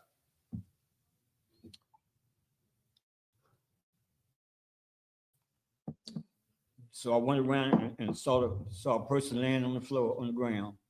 They had no shirt on and they had respirators on. I had no idea who it was. Mm-hmm. I left my car at Dudley and came home. Sunday night, one of the assistant principals called me and asked for my group to come down there. They wanted to get all the kids to the auditorium to tell them about what's going on, whatever, the comfort, whatever. So we came down, got everybody in the gym. And I walked to the gym. And the lady that introduced me to Mr. Grant, Community School Coordinator, said, did you hear the news? Mm. And I lost it. They had to take me out and comfort me. But the sad thing, really sad thing for me, one of my best friends who was supposed to go with me that night, if he had been there, it might have been him right there. Mm. And could you imagine me calling his wife? Well, I won't be in that part. But it was plenty of security. If there was a once in 1,000 or 1,000,000 time there's something out that will happen. Mm-hmm. We had police there. There was enough police there. We had our security team. Everything was fine. Mm-hmm. Everything was fine until that incident. Mm-hmm. And she said she didn't see police, but all police were down the other end, comforting everybody else. You know, with 5 or 6 ambulances there, Mm-hmm. there's other people that got injured, and they was taking care of them. Mm. Gotcha. It was a trying time. I'm sure it was. Were you able to make the meeting that they had at Dudley a few days later? Can you share a little bit of the thoughts and opinions of in that was shared in that meeting? Yeah, it was a strong community support. Mm. Dudley staff, I was there at the event. Dudley staff did a tremendous job. The police did. Everybody did a tremendous job with the situation. Right. Something like that happens. I'm prepared for it, so you just But everybody did their thing and took care of what they needed to do. A couple of, I know a football player, a couple of band people got hit. So everybody was taking care of things. In some situations, somebody, if they didn't know what they were doing, they were paying. But everybody did what they needed to do. So. No, thank you. Thank you. All right, now we're gonna move right along to Tia. Thank you, Unc. Appreciate that, and we're gonna come back to you as well. So stay posted. So Tia, Miss Tia Henderson, how you doing tonight? Right, Tia. Right, it gets emotional sometimes, man. I'm telling you. Okay. That's what's up. So yes, I am Tia Henderson, co-founder of Million Dollar Thrive Network. I am widely known as the Six-Figure Felon, newly known as the Gardening Realtor, and That's right. many other hats. Most definitely. So we thank you for joining us tonight. First, share some thoughts with just how you feel about before we even get to the Dudley incident. How do you feel about violence in general, not even just gun violence in general in our community, and what can we do as a community to stand together moving forward to fight against it? That's a tough one. Honestly, for me and I have a lot of different elements to my backstory. From a active, drug parent to, being incarcerated myself. The violence, when I think about anything, it's all about decision making. Right. I believe that it is truly time for some major accountability. Because I'm definitely all into the history and all of these different things like that, but it's just gonna have to come a time where we just cannot dwell in what was. We have to start working on what we can do to make what we are better. So when it comes to the violence and the things that are going on in the communities, we need unity, different role models, a lot of access. There's too much access for the children. Way too much. Right, most definitely. You can't you can't talk about a child being basically imprinted on, through the internet whenever you gave them the phone. Access. They have fight clubs and they on YouTube and they looking at these different pranks and just being really ugly and mean to each other and they're desensitized like crazy. Most definitely. So, it's time for parents and we're so stuck in survival, right? You gotta work and the job is so tight. We can barely take off when your kids are sick, but we got to stop with the cliques, in the community. You got people over here doing this, people over here doing that. and everybody's doing a great job, but it's just so divided because you may want to, like they were saying earlier, you want to be the head of this, you want to be the head of that, you want to be known for this, but at the end of it, none of that really matters, and we're not putting a big enough dent in what's going on. So when it comes to the violence and things like that, you got to be the example. So if you have grown adults out here in public still fighting, still your baby daddy, and you mad because I said, or you in traffic and I might have looked a certain way, you don't know what type of day I'm having. Like, we have to have some type of mental and emotional power as adults and individuals. You know, that empathy is missing, the love is missing. And so I know that, you know, we're human and we're not perfect. So I don't think there's a true cure for it. You know, we're gonna have duality. It's gonna be good, evil, up, down, left, right. It's just not a whole lot we can do about that. But if we stop entertaining the chaos, entertaining the mess, entertaining preach. You know, it's just like this Blueface and this Krishan and all this mess. Y'all are entertaining this stuff to the point so bad. Like, these people are idolized. They fighting, hurt, sick teeth, knocked out, and y'all blue eyes and all. It's just ridiculous. It is ridiculous, and our children are seeing this. So now you getting into this relationship, he beating on you and y'all beating on each other. It's cute and your tooth gone, and like, what are we even doing? And but it's out of control now. Like our true OG right here was come on now. This is the things that they making money off of. So it's a business. So now I'm not thinking about the young woman in the relationship and the male that I'm affected when I share this on my platform. I'm thinking about the monetization I'm gonna get from people looking at this. Right. You know, it's ridiculous. And so when you have people that are level-headed and they have things going on, it tends to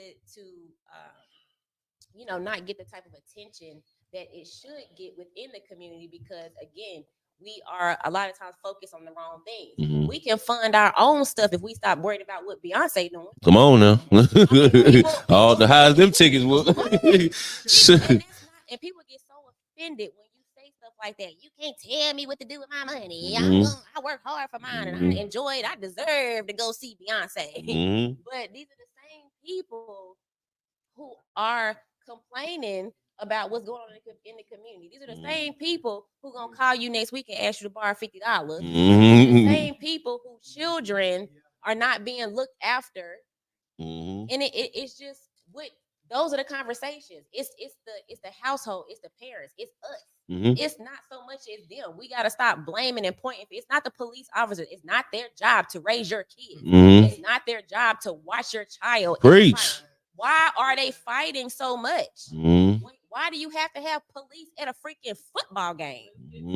A high school football game. And then y'all are carrying on this legacy of, we gotta have all this police because it's rivals. Why are y'all rivals? You know what I'm saying? Like you gotta change the story. You gotta change it, because now we have moved from friendly competition into, I'm coming to this game to unalive you because you go to Dudley. Like, what? It's crazy. It starts with that, and we have to make it make sense. That's right. Thank you for that. Thank you. Good stuff. So, Sister Denise, introduce yourself for the people that might not know.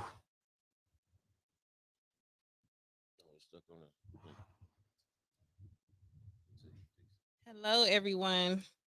I am Denise Smith. I am founder of $1 Million Thrive Network, serial entrepreneur, and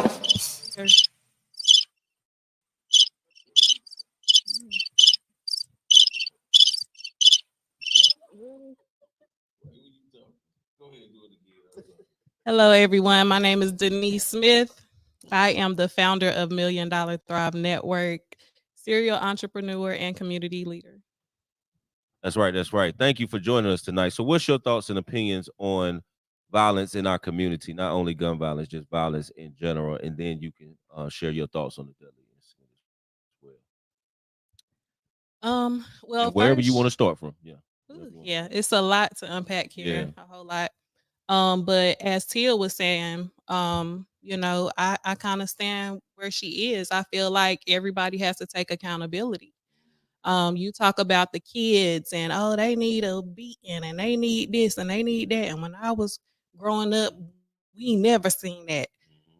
It's not when you was growing up anymore. Right. Okay. It's Times telling. are extremely different. The economy is different. So it's like you want to blame the kids and you want to be all up in their face and being aggressive, but let's really get to the root of the problem. Let's really find out what these children are going through in the home. Like all of that, you have to take accountability everywhere. The school systems, we have to start standing up and showing up at the schools and getting some real answers about why is the school eat why are y'all giving these kids processed foods for lunch? Why are y'all, why does it take so much for us to be able to get into the school systems? um we talk about finances and money and the schools and all that, and the true answer is ownership. We need more ownership in our communities and in That's our right. culture. Definitely. So we can talk about grants all day and we can talk about how much money and they gave, but first of all, let's ask ourselves this: if they have this much money, why are you have to ask yourself, why did they only give you that much money to pour into your community? Because just like, and I'll use the tax industry for an example. If a new tax professional comes to me and I say, well, you can make a lot more money if you start your own tax firm, but they don't want to run a business, they want to be a worker.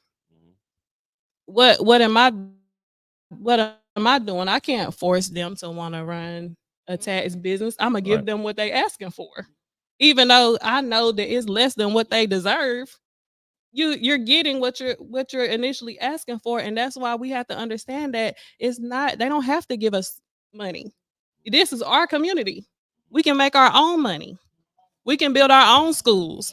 We can buy our own land. We can grow our own food.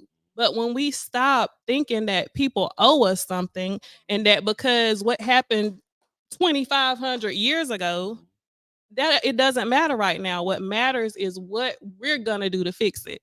Right. So we have to get enough people who are willing to sacrifice and not be living in fear of what the police is gonna say or what the school's gonna say or what is this person gonna say. And we have to take our power back. And that means the radio stations. That means the clubs. I mean, Right. everybody has to be held accountable. You can't cry out about your community and you're not holding your people accountable in all areas. And even the radio stations, okay, but where they getting the music from? We the ones making the Making the music. music. Right. So you have to address every angle. It's not the kids. Trust me. It's a generational situation that we're seeing that has been happening for decades on decades on decades. So until we become accountable, until we say that okay, we're gonna do what we have to do for our community, we shouldn't be dependent on, okay, if they want to give us some money, okay, thank you, we appreciate it, but we should not depend on somebody else's money to fund our communities when we have opportunities out there like the tax industry. like like he said earlier, we're not taking advantage of the resources that we already have. It's right in front of you and you're not taking advantage of it because you feel like, oh, well, I don't want to do this. Or I have people tell me all the time, I don't want to do taxes. Well, it's not about what you want to do. I don't want to do taxes. I never wanted to do taxes. I seen an opportunity to be able to provide a different life for my family and I took it. So when you stop thinking about you and what you want and how you can impact your community and change people's lives around you, then that's where you'll get somewhere. But until we stop being selfish and thinking about us, and our families and our families and our families, then we're never going to get anywhere.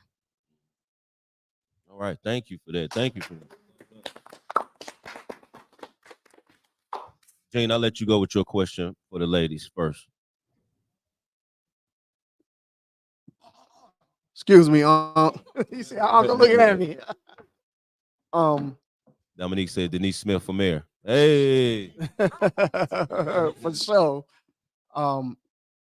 So my question is, how can our community tap into what you all are doing, and how can they benefit from $1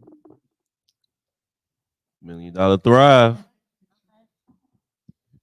So for $1 Million Thrive Network, what our vision and goal is to create a umbrella of unity.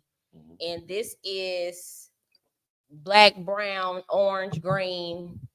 It doesn't really matter to be under this house and this unit of um, just empowerment, support, um, resources, and basically, you know, it's just gonna come into those ego talks with yourself. And we have connected and made several connections within a very short period of time. And we've also tried to make connections where people are just, not really interested in. You wonder to yourself, when it comes to trying to do things for the community and build that unity, what stops people from wanting to really put the boots on the ground? Because you could be so busy and you could not be doing anything. So, like for us right now, everybody's screaming, "We outside." Well, we're outside right now, but you're outside. What are you doing? So, tapping in with $1 Million Thrive Network is a place where you can have support. And sometimes it's not all about money. It's about having that person that you can talk to, having that guidance, that blueprint, that just, okay, I can do. It's not about being an entrepreneur. We've got career. We have put so many things underneath one umbrella, from the tax industry to real estate to gardening, growing your own food, to financial literacy, to, I mean, guys, List goes Writing, on and on. music. Credit. music, writing, talent. There's just there's a lot that we are trying to offer the community, and we need the community's help in order to kind of build the thing up. Because yes, everybody's doing their own thing, but we need a hub. And so when Denise and I locked arms, and we decided that we wanted to create a hub where everyone is welcome, everyone can have a seat at the table. Because y'all, at the end of the day, we need numbers. We need millions of people in this hub, so that we don't have to ask, like she said, we don't have to ask nobody for nothing. Money or anything. We don't have to ask them for nothing. So we sitting here and we're waiting, and they expect us to play the waiting game. Why? Because we haven't healed ourselves. When we look in the mirror, we have so much trauma. We come from these broken homes. We got friendship, relationship, Issues. all types of issues and demons and spirits that we deal with on a daily basis. But again, that accountability to seeing, stop looking and turning a blind eye. So we our Facebook page, $1 Million Thrive Network, is public. Denise and I both can be found on social media, all platforms.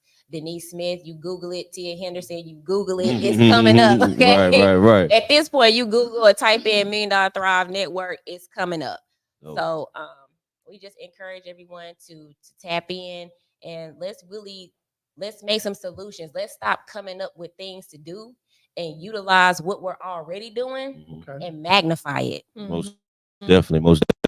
Yes. Denise, you want to touch on that 1 second for Jingo? Absolutely. So, just like Tia said, just tapping into the network, because we boots on the ground, like we not playing.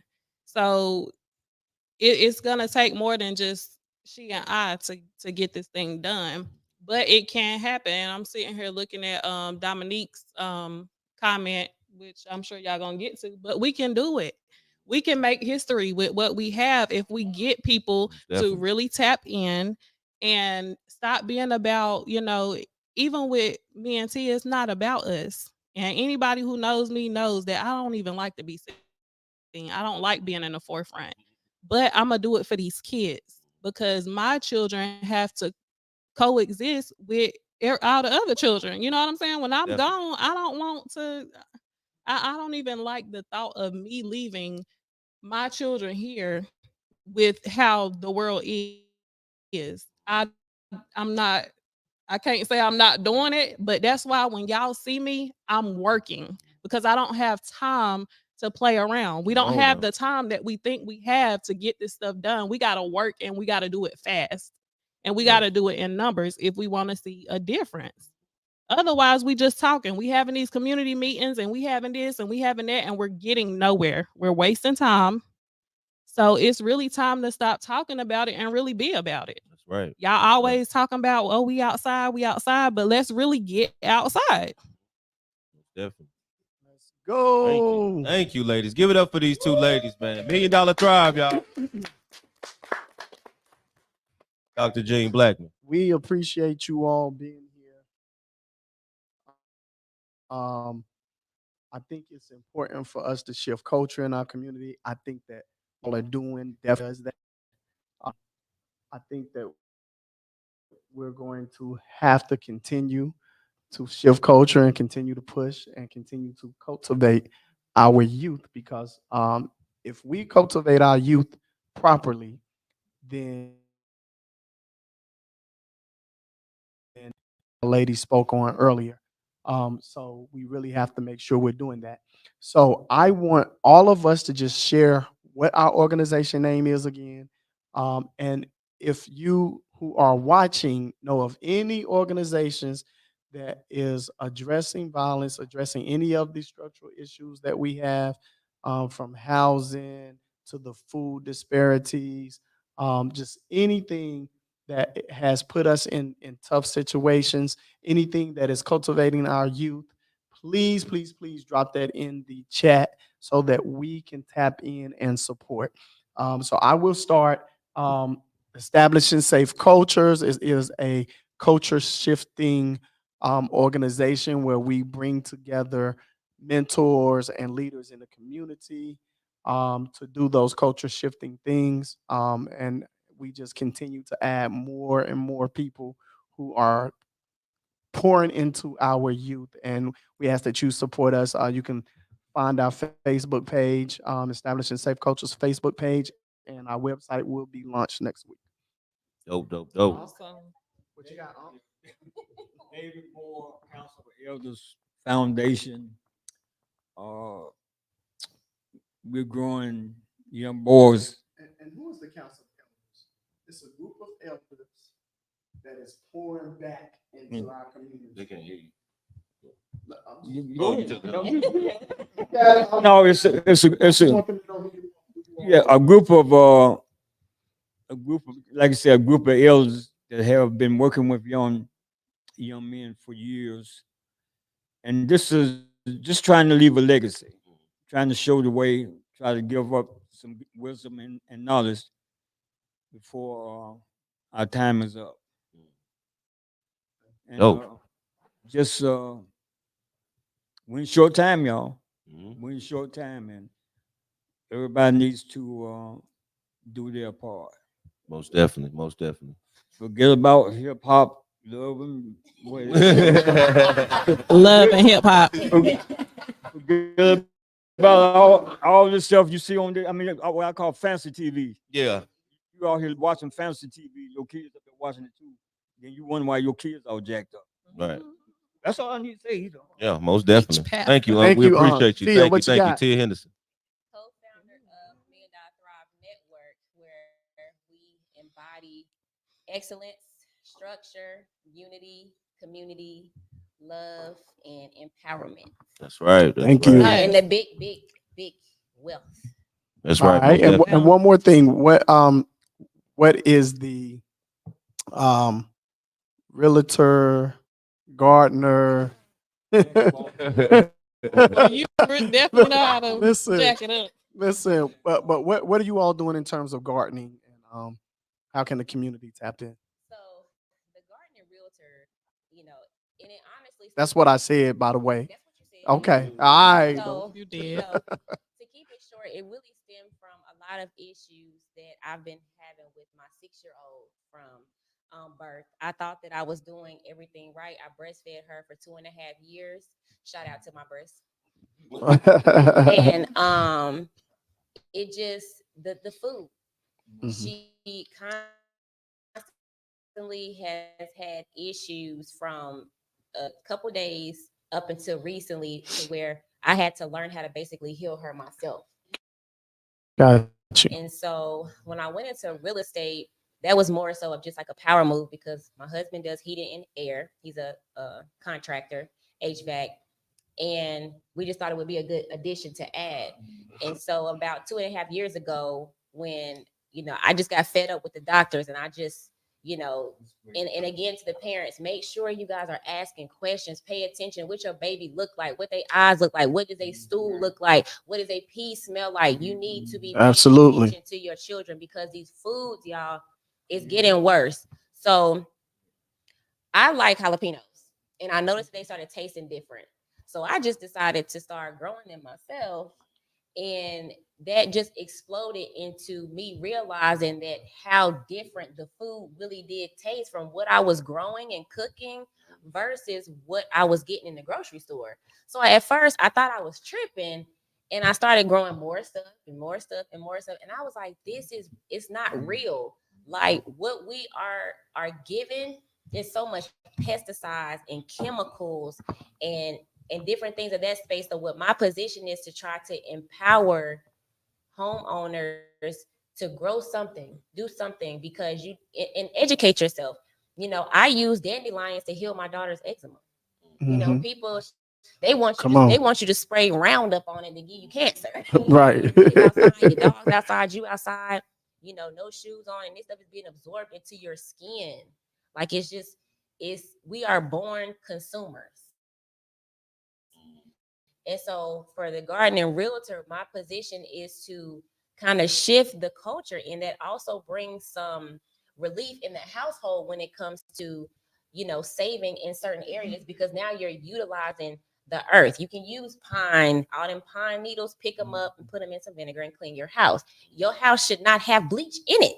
But for us in our household, what is the first thing you go grab when you got to clean something? Yep. Something in there choking and can't breathe. We've been conditioned that way. So once you start seeing and unfortunately for me, my daughter is very sensitive. So I had to go through the process of seeing her go through these different elements in the medical area for me to even start paying attention to it. So that's my position as with the Gardening Realtor, and it's the Gardening Realtor NC. So Googling that, YouTube, Facebook, Instagram, and TikTok, you can find the Gardening Realtor, where we're teaching people how to grow their own food, understanding where it comes from, what it looks like, what it's supposed to taste like. And I'm even getting ready to drop a little recipe book on y'all for people who want to get interested in going. Oh, come on. Thank you. We appreciate that. Our health matters. We can't do nothing sickly around here. That's right. The That's a fact. diabetes and all that stuff, it's got to stop. Come on. Definitely. Let's go. Tell us the secret, Okay. And Denise, you can reiterate. So, wow, I have I'm a focus on the main thing. So of course I'm the founder at $1 Million Thrive Network. You can really find me in a network structuring, strategizing, scaling. I do all the back end stuff. It's what I love to do. So that's really where I operate in the network and with our youth. Also a certified ERO. I am CEO and founder at $1 Million Thrive for tax professionals. So this is where we really see our financial backing in the tax industry. It's a recession-proof trade that we can teach, our children, even, some felons who have, a background can get certified in that area. And we know that, like I said, it's recession-proof. So when we get in that industry, we start to produce a pretty significant income in a very short period of time. So this is where I'm passionate about connecting with single mothers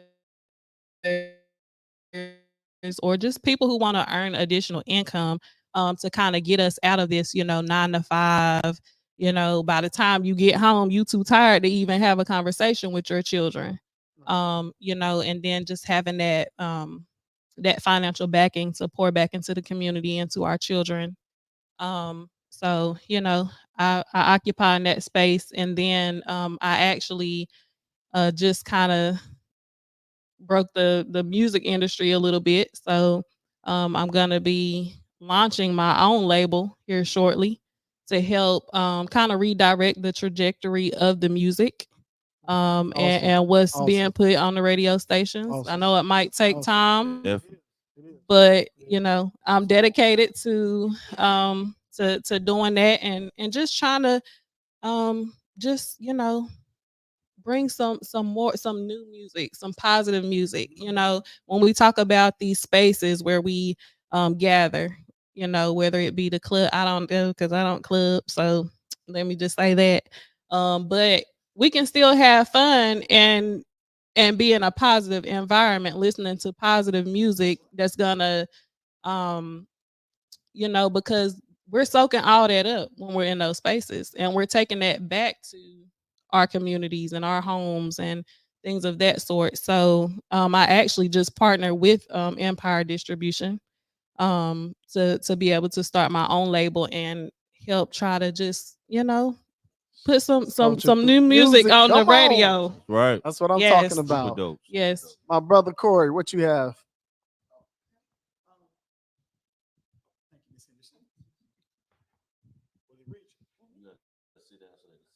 Oh.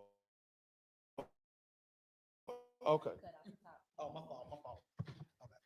So I'm not as decorated as Miss Henderson or Miss Smith, so I'm just gonna get straight to the point. So, as aforementioned, my name is Corey McCann. I am founder and president of Rally Up Winston-Salem. We are an anti-street violence organization and coalition. The reason why I started the group was because there was a young lady by the name of LaDawn Morgan. I never knew her, but I got wind of who she was. She was unfortunately a bystander in a drive-by shooting in Winston-Salem. She was at that time 19 years old. And so along with that, there was just, like you stated, Dr. Blackman, an uptick of homicides within the Forsyth County area. And so when I founded the group, a brother of mine and I, we started off just as a prayer group, I'm saying, in the neighborhoods. And then subsequently we became a neighborhood association. And then in 2020, we officially became a nonprofit entity. And so what our group likes to do, we like to utilize unconventional methods and strategies to try to combat street violence, addressing both adults and youth alike. And we believe in going into ground zero neighborhoods, meaning we like to go in those neighborhoods where Gotta get dirty. that's majority, where you got to get in the trenches. Some mud on your feet. You know what I'm saying? You got to get some mud on your feet, bro. You know what I'm saying? Come on. So yeah, field soldier, exactly. So I'm glad to be a part of this, man, because the youth is my passion, empowerment, communal empowerment, albeit through scholarship, athletics, etc. But most notably, combating street violence. So yeah, we are in works right now of trying to get a chapter started here in Greensboro as well. So yeah, man. So we down to definitely, support man, that. are glad to be a part of all endeavors in GSO, and yeah, we are looking to link with everybody we can. Let's do it. To empower the Let's do community. it. We appreciate that. And I also want to shout out Urban Renaissance Culture with Tevin Whiteside, Rothel Daly. We call him Skloot. He does amazing work with men at Abundant Life Ministries. I also want to shout out Abundant Life Ministries because they have made a commitment to partner with outside entities to come in and use their facilities to do things that's going to better the community. So big shout out to Abundant Life Ministries. That's where we held our first establishing safe culture workshop as well. And it was pretty dope. If y'all can think of anybody else, shout them out. Shout them out on our way out. Shout them out. Any other organizations, anybody else that's doing something? Shout them out. To FAST, to Dr. Ira Spencer. Yes. Yes. Mothers. Yes. We're gonna have the Dr. second Spencer. annual Go to Wars coming up. So Yes. make sure that you guys tap in with that. And it's just, I don't remember specifically statistics around that when we did the event last year, but the proclamation for the ceasefire was definitely implemented, and we are praying that let's end this year with nothing. no, we gotta stop the violence. Mhm. And unfortunately, we kicked off our year losing Natasha Walker, and that hit the community hard. So, We love you, Jesse. yes, Yes, yes, yes. Shout out to Yep, Jesse yep. Omega Lee Walker. family prayers and love sent to them still and always. So, yeah. Also, Piece of Hope, Tiffany Fox, Piece of Hope. She does an amazing job working with the community, and she also has some healing sessions for women. I think it's called Barbershop Talk for Women.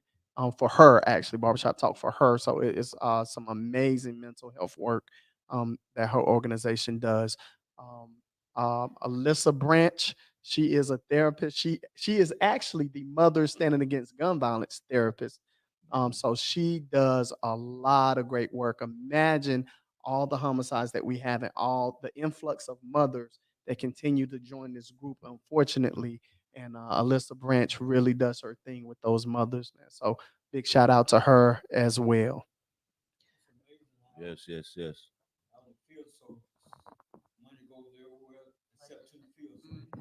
Yeah. Dante Donnell. Shout out Dante to Donnell. Dante. He's an amazing therapist as well. He's been doing his thing in our community for a while. He also teaches gun safety. Some people may not think that that's necessary in our community, but if we can't protect our community, if we can't protect our families, then we're vulnerable. Even when we start building, we're And vulnerable. I want to say this too, when it comes to the, not thinking that gun safety is important or it's cool. Like, how do you think it's cool to just be shooting and you shooting the wrong person? So, Exactly. like if you gonna Exactly. shoot, know how to Exactly. shoot so that you can stop Exactly. shooting the people you're not supposed to shoot. Exactly. Right. I mean, like Exactly. we're gonna Exactly. Make it make sense. Make it Yeah. make sense. like, Make it make sense. Make it make sense. Yeah, And definitely. he also teaches how to be responsible with that weapon. You know what I'm saying? With Yeah. that firearm. So we appreciate him. He's also a therapist as well. So tap in if you need some therapy with him as well. Yes. Um, Oh, appreciate you, Unc. Appreciate you, Unc. Appreciate it. Appreciate it. I want to give a shout out to Level Up Parenting. Level up, Level yeah. up. I'm Nika Hughes. tripping. She's over there. Nika. She's Man, over I'm there tripping. doing major things. I just want to let you know that I'm proud of you. Keep doing what you're doing. Yes. We see you, and we just love what you're doing for the community. And we also want to shout out AMI High Point. Okay, Um, okay, okay. that is the church that we attend, and T and I are actually public relations manager 1 and 2. So we plan to definitely use that space to bring our community closer together and see where we can, help out in the community. So yes. Awesome. and also, he will also be implementing space for the homeless, showers, and he also does feeding every Saturday. Got you. Yes. Awesome. We love it. Dope, We dope, dope. appreciate you all. Thank you to everyone that came. Got one more? Yes. Okay. So I do have Call to Cultivate, which is Okay. my big sister program. Okay. That I will be launching soon. Um, typically probably ages 10 to 17. I'll be working with the young women on emotional support, dinner etiquette and posture, practicing femininity, cleanliness and organization, business and entrepreneurship. Just we outside. Say no more. So make sure y'all tap in. Make sure y'all put that information in the chat so that people can check it out. We appreciate you all. Thank y'all so much. Thank y'all for tuning in. Oh, what we got?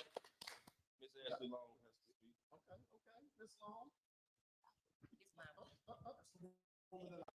Listen. I'm Listen. Ashley Long, and once again, I am a registered medical assistant. I've probably been doing Yay. this for about 8 years. I worked with Wake Forest, which is now HRM Health, and now I work with Cone Health. Both of those organizations do a lot for the community, especially Cone. I've worked in mental health for probably about 5 years. I started that straight out of school. I started off at Monarch, so I saw a lot when it came to when it came to the mental health. So I'm a big advocate when it comes to mental health, especially with our youth, because this generation is different. I have my own event planning, wedding planning business. Okay. Listening to these two women right here has given me that I'm gonna step out on faith. Come on. Yes. I'm gonna step out on faith. Come and on. just, Yes, ma'am. grow my business. We right and here. grow my business. 10 just toes. because my mom was a wedding planner. And just trying to keep that legacy going. Just All listening right. to these That's two what I'm women right talking here, about. it gave me hope. Oh, yeah. Yes. And said that you can do it as a Black woman. Come on. Yes, you can. So, like I say, I know I'm not a part of an organization, but I have mentored you. Just with that big, the big thing is mental health here and just around the world in general. Our suicidal rates are high. Yes. I see that a lot, just in general, overall. So I am willing to help in any way I can with you all's organizations and the things that you have going on. So we can get a commitment for you to Yes. help teach CPR classes in our neighborhood. Yes. Awesome. Okay. No, listen, when Yes. something happens to your loved ones or Right. people in your proximity, you have to be able to do at least the basic things until the paramedics come. Right. So yeah, we would definitely appreciate that. Right. Thank Love you. it. Thank y'all. Thank y'all. Thank y'all. Appreciate it. Let's give it up for a great episode, y'all.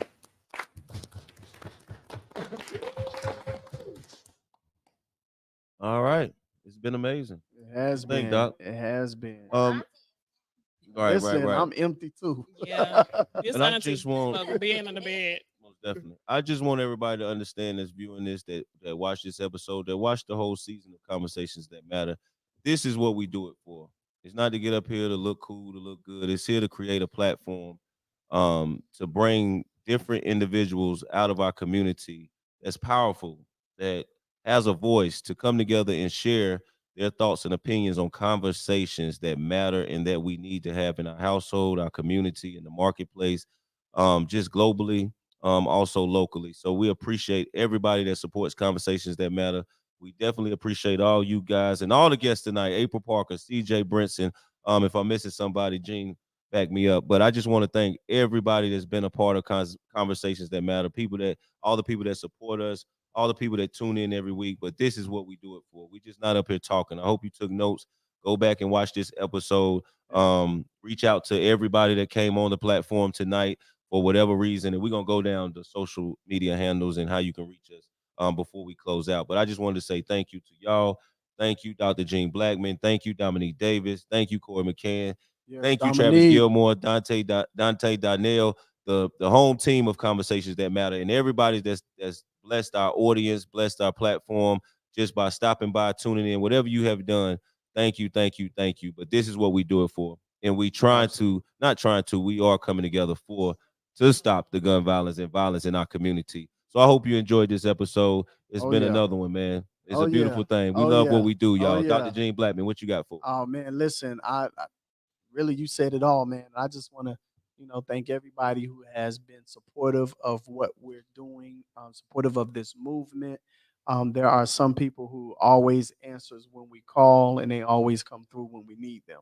So I appreciate you. It's too many to name, to be honest with you, but just to know that I appreciate you all. This is a very serious matter. Most definitely. Anybody got any last words that they want to share before we get it? Yes. Big shout out to my homie, Mr. William Hussey. He will be at Reed Memorial Church this Saturday for the Boat Mentor Group. Come on. And so, Come on. yes, sir. Oh, absolutely. I give my brothers my flowers. So, listen, man, if y'all not doing anything this Saturday, what was that? October 28th? October 28th at Reed. 12 to 2:30 at Reed Memorial Church. My other big brother, Mr. Ronald Lavender, RL the Gifted One. He is the co-founder of Boat, and that Boat is a young boys mentorship program. And William Hussey will be the main speaker this Saturday, baby. So I'm gonna be there. I'm outside. Thank you, my brother. Thank you, my brother. Yes, sir. I appreciate that. Thank you. I'm so busy, I be forgetting. And also a big shout out to Randy Dixon, man. You're a very special brother, man. Anytime we need you, you're there, man. And you're real low key about it. Willie Pettiford, keep doing what you're doing, man. We're gonna change these narratives out here. And also the principal of Dudley that was supposed to make it up. You know his name? Dr. Goss. Yeah, Dr. Goss. Yeah, doing an amazing job there. Amazing job. Yeah, like, I never got a chance to meet him, but I'm a about pirate, so I have you to a hater. be careful. I see why you look when I say it doesn't the feel right saying certain things, but being honest, when I go into Dudley to do my mentoring, I'm definitely from a Dudley family, but when I'm in that building, man, it's amazing to see the energy, the positive energy. Definitely. The staff is amazing. You see men in the building, you see women in the building. Like, it's just really, really dope. A really dope atmosphere, and I love it. And I won't say that again. Yes, you will. Yes, you will. But they're doing something special at Dudley. Yeah, most definitely. Shout out to Dudley. Shout out to Smith. Shout out to everybody, man. That's doing their part, being accountable. I think we all learned that we all have to be accountable with what's going on in our community and our city on a global scale as well. Shout out to CJ. Shout out to not superintendent, but the chairwoman of the school board, Dina Hayes. Dina Hayes. Shout out to Dina Hayes, most definitely. That's right. So thank y'all. This has been another episode of Conversations That Matter. This is a special episode. We'll be back Sunday with our last episode to celebrate season 1 of Conversations That Matter. We made it through season 1, y'all. So make sure y'all tune in this Sunday for an amazing episode. It will be a celebration. If you want to come out, please, I hope all y'all coming out to celebrate with us this Sunday. We will have food, drinks, all types of stuff to celebrate our first season in the books. Gene, give them the address if they want to come out. 2006 Phillips Avenue. Yes, sir. Greensboro, North Carolina, 27405. That's right. We The going best live. zip code in the city. Best zip code. The best Hold up. in the city. You already Hold up.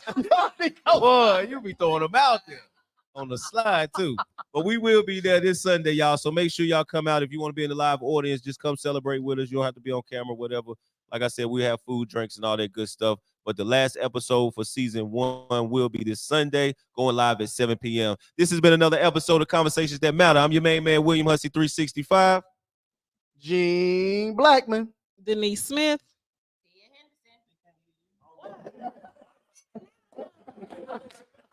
Tia Henderson. Corey McCann, Rally Up Winston-Salem. Ashley Long. Uncle B. Uncle B. The OG. Thank y'all for tuning in. It's been an incredible episode. Everybody have a wonderful night. Thank y'all. All right, Give it up, y'all. Give it up. Give it up.